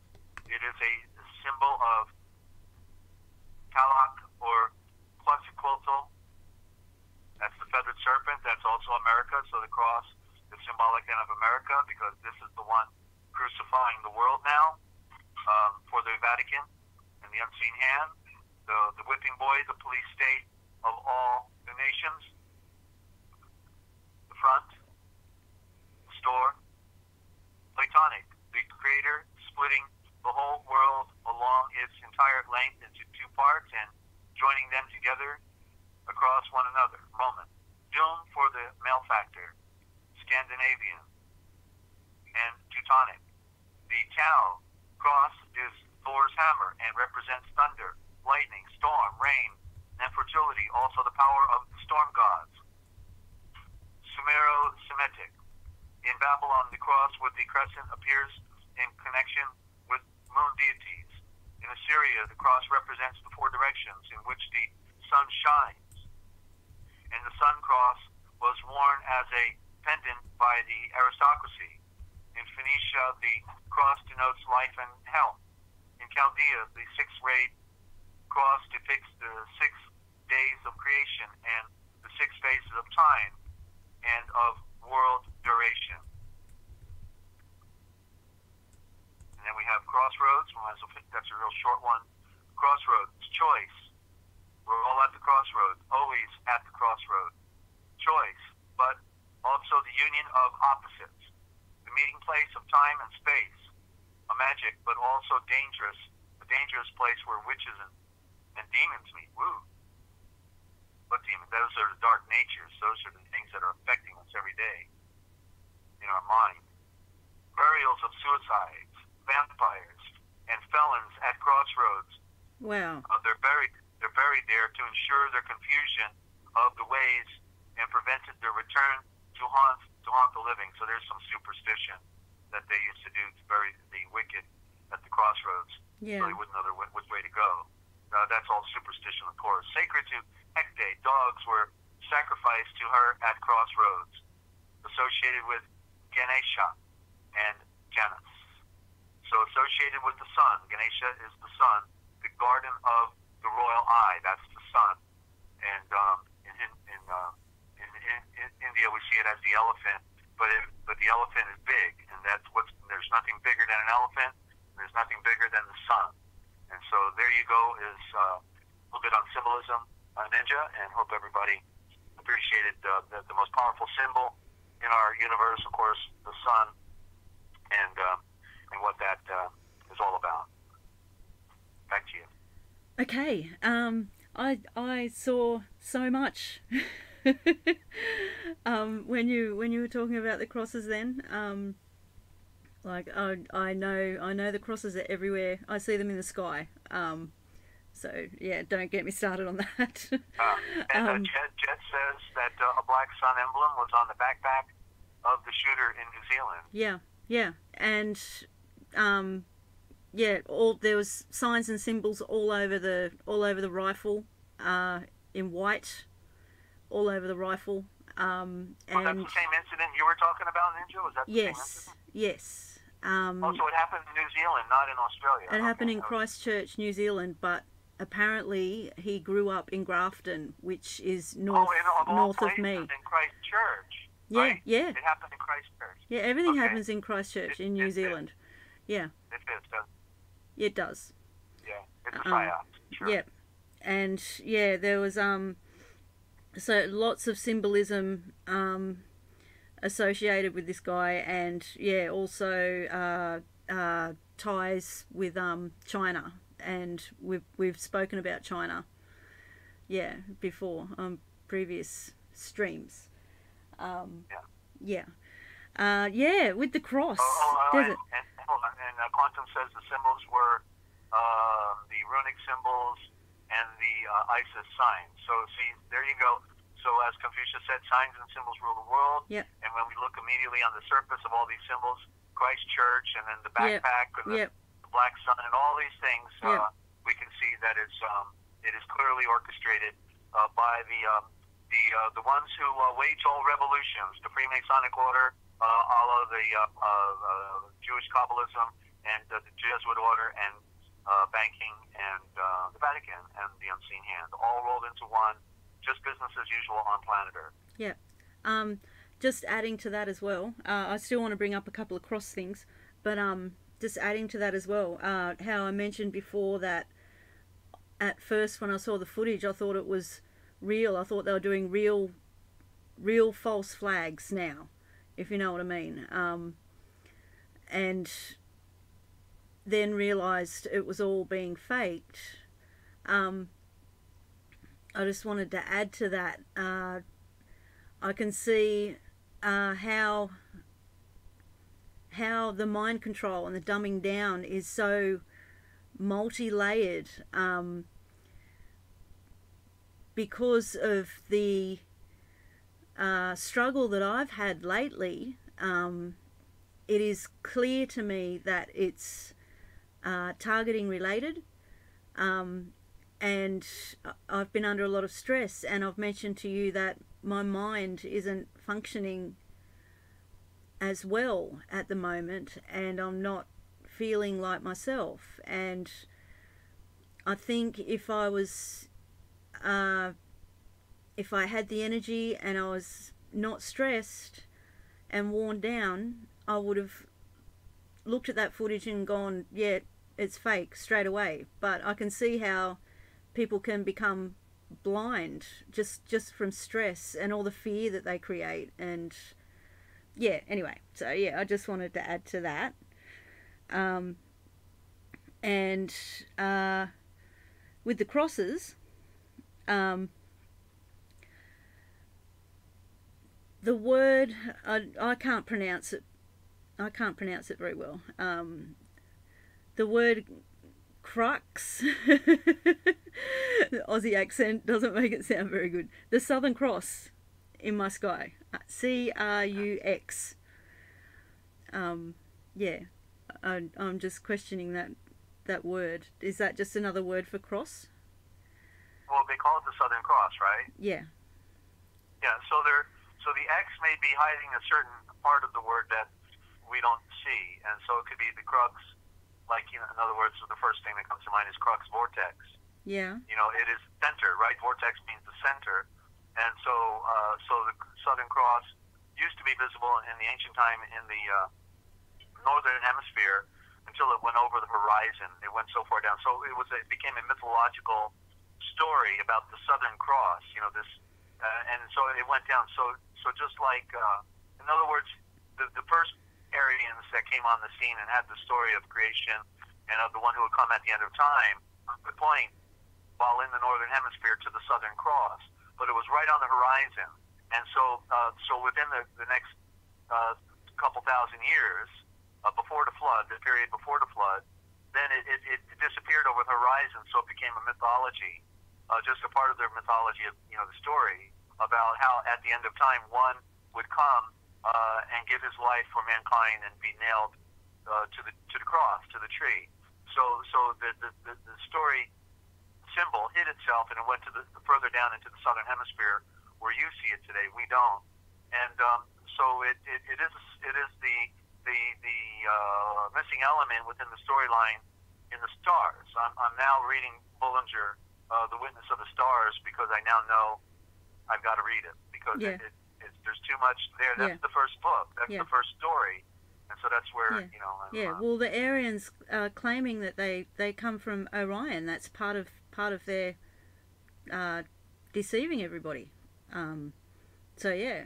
Orion. It's Orion it's all, is the Aryan, right? all part of the research. Yeah. Also, I noticed duality there. We have a false cross, which is a mirror image of the Southern Cross, except a little bit bigger. Further along the Milky Way in the sky. False cross. Did you know about that one? Which one? We have a false cross in the sky. A false one. That's what it's called, the false cross. And it's a little bit bigger than the Southern Cross, but it's a mirror image. Well, yeah, it's exactly the same. Yeah. Thank you for sharing that, because no there worries. you see the duality is expressed right there, right? Yep. The duality. Yep, it's all through the stars. All through the stars. I see little... there's another one... like, there's the Southern Cross on one end. There's the false cross that's kind of central. When you're looking at the Milky Way, like when it goes straight above, from horizon to horizon, straight above. You've got the false cross, which is central. And then a little bit further along, there's another little cross that looks very much like the Southern Cross, except it's smaller. Yeah.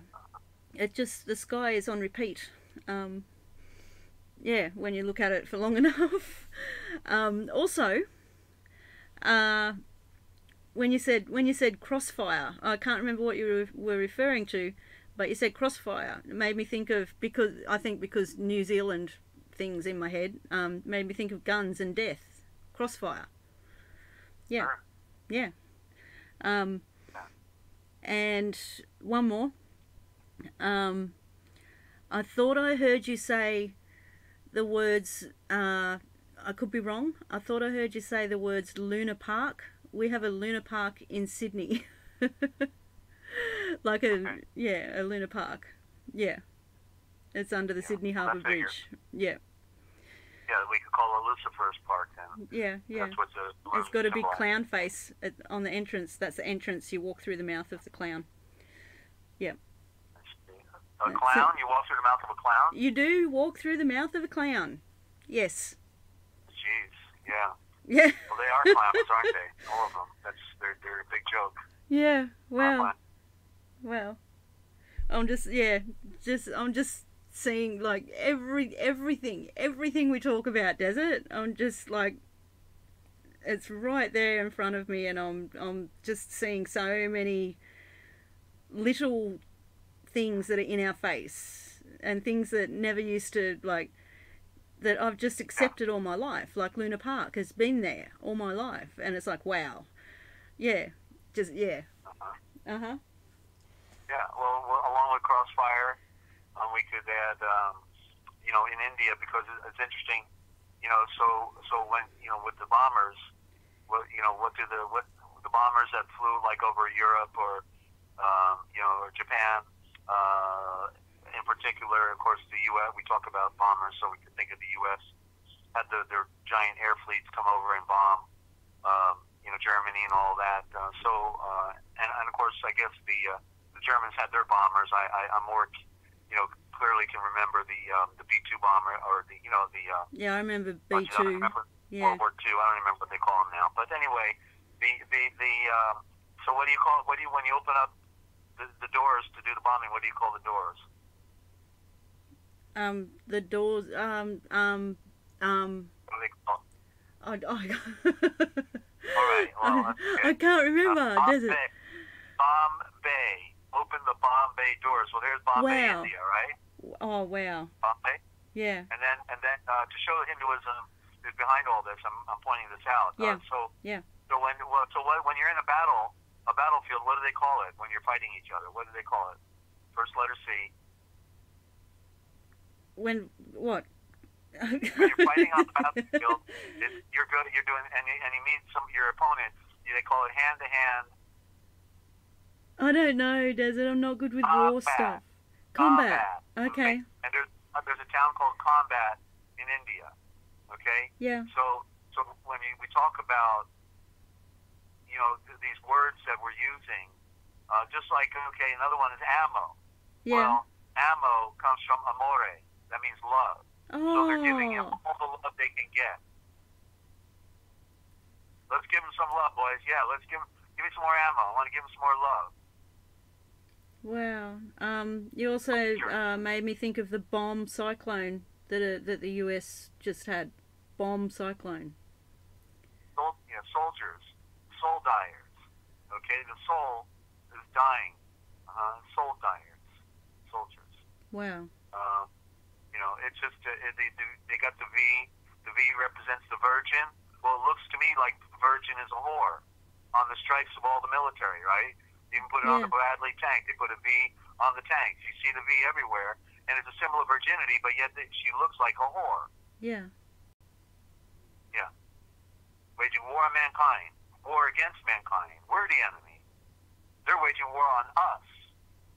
Always is the game. And we've got to stop. That's why we have to, disassociate from the illusion. Because they will always have us fighting. They will always have us, looking at each other. They got everybody classed against each other. Black against white, male against female.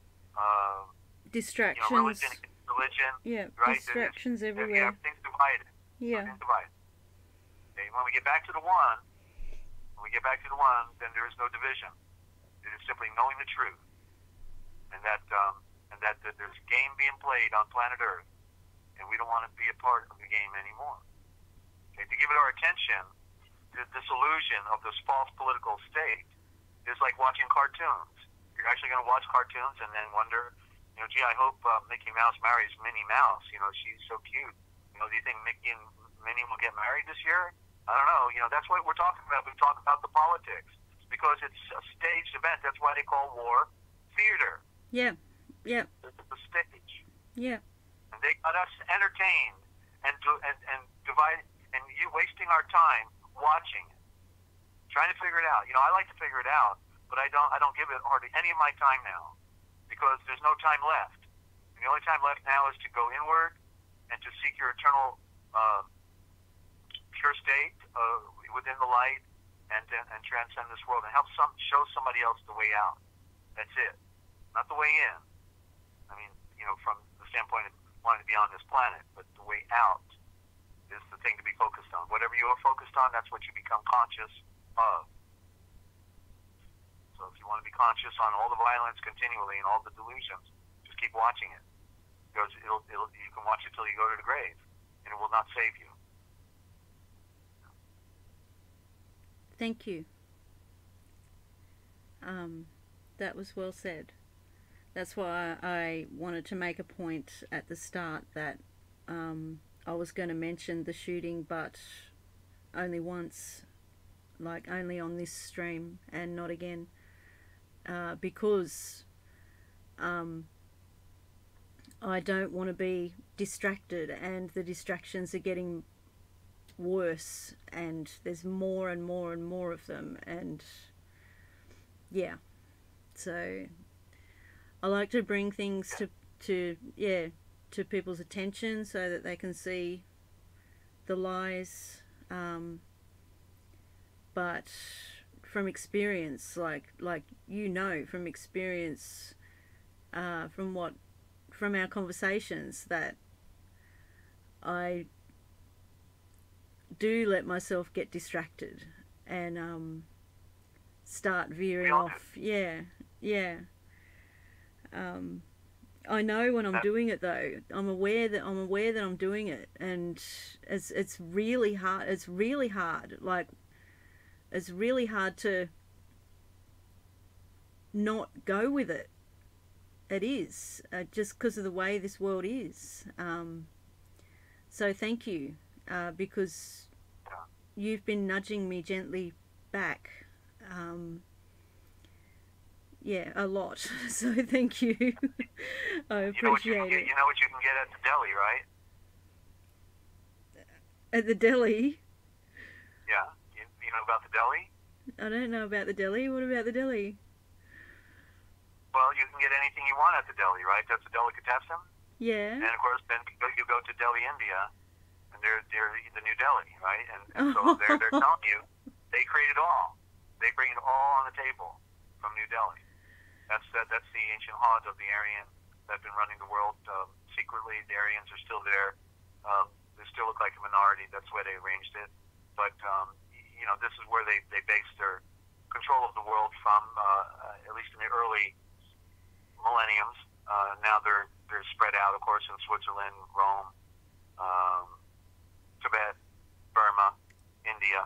They're spread out. They got their underground thing going on, but it's a shell game, but the first front office was Maitsar, falsely called Egypt, Maitsar, and Maitsar was run from northern India, right? Go right around the back door through the Persian Gulf, up the Red Sea, boom, you're there, real quick, and they give them their marching orders. But ultimately now today is the Vatican is the front office, and the cardinals are the pins on the card of the door hinge, the hinges, the pins, the card nails, and everything swings on them. They're the cardinals are called the vicars, and there's the original word for the watchers, the vikaresh, the watchers, and so we've got to learn these symbols, got to learn the words, and then not be fooled anymore, and give our time to the one who made us, the one who's calling us, the one who wants to enlighten us, and reveal truth to us, because he reveals all things. The one who made all things is the one who reveals all things. He is a part of the truth and not a part of any lie. And so we can see clearly, and certainly that's what we're trying to do here with the original thought and the the transliteration project that we're bringing on every Wednesday and Sunday at 9:30 a.m. Eastern Time, right here on NinjaCat 111. Anything else on Ninja? We're not getting any callers, so I'm still waiting for that call. I'm gonna have to figure out an incentive to get a caller in here. An incentive. But here's Martha. Yeah. Hey, Martha Duncan. Good to have you out of Ontario. Haven't seen you in a long time. And listening and driving, sending love to Dezert-Owl. So be careful listening to the Forbidden History and driving, Martha. You know, you get focused and forget what's in front of you. So good to see you again. Hope you're doing all right. Yeah. Okay. Yeah, sorry. I'm wordless. Yeah. It's a lot to take in. There was a lot tonight, Desert, to take in. Okay. Yeah. All right. Well, you're wordless. I can't get over that. We'll have to fix that. Throw some more words at you. I got a stack of them here. Aishavorless? That doesn't sound right, does it? Aishavorless. Yeah, the Royal Center of Thinking, right here. So, okay, with that, we'll look for you then on Wednesday. Of course, anybody can call after the program or anytime if they're trying to figure something out. No matter what, we're here to serve. You know that 608-566-7295. That's 608-566-7295. Or Skype. You can Skype us on Free America Radio, all one word, Free America Radio. Formerly in, it still probably says Kingsland, Georgia, but we're in Millersburg, Ohio. Okay, so, and thank you, Lynn, for all of your wrenching over there. You're always doing great backup support like that. We appreciate it. And just I'll let you go. Okay, you close out, and don't forget, if anybody wants to know the future, they just need to look for the Forbidden History series. It's what they didn't want you to know that we what, Ninja? That we tell right here, and you heard it here first. Peace and love, everybody. We'll let you go. Bye-bye. Okay. See you, Desert. Love you. Okay, that was the Forbidden History Chronicles. I'm going to love you guys and leave you because I am Aishavorless. That sounds really strange. Anyway, thanks for joining. Love you guys. That was amazing, especially the symbols with the thing with the crosses. So many. And yeah, let there be light. Sorry, I am wordless.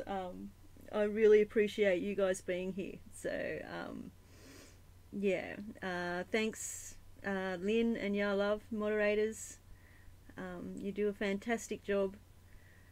And everybody else, Quantum, Jet, Martha, love you guys. All right. See you Sunday.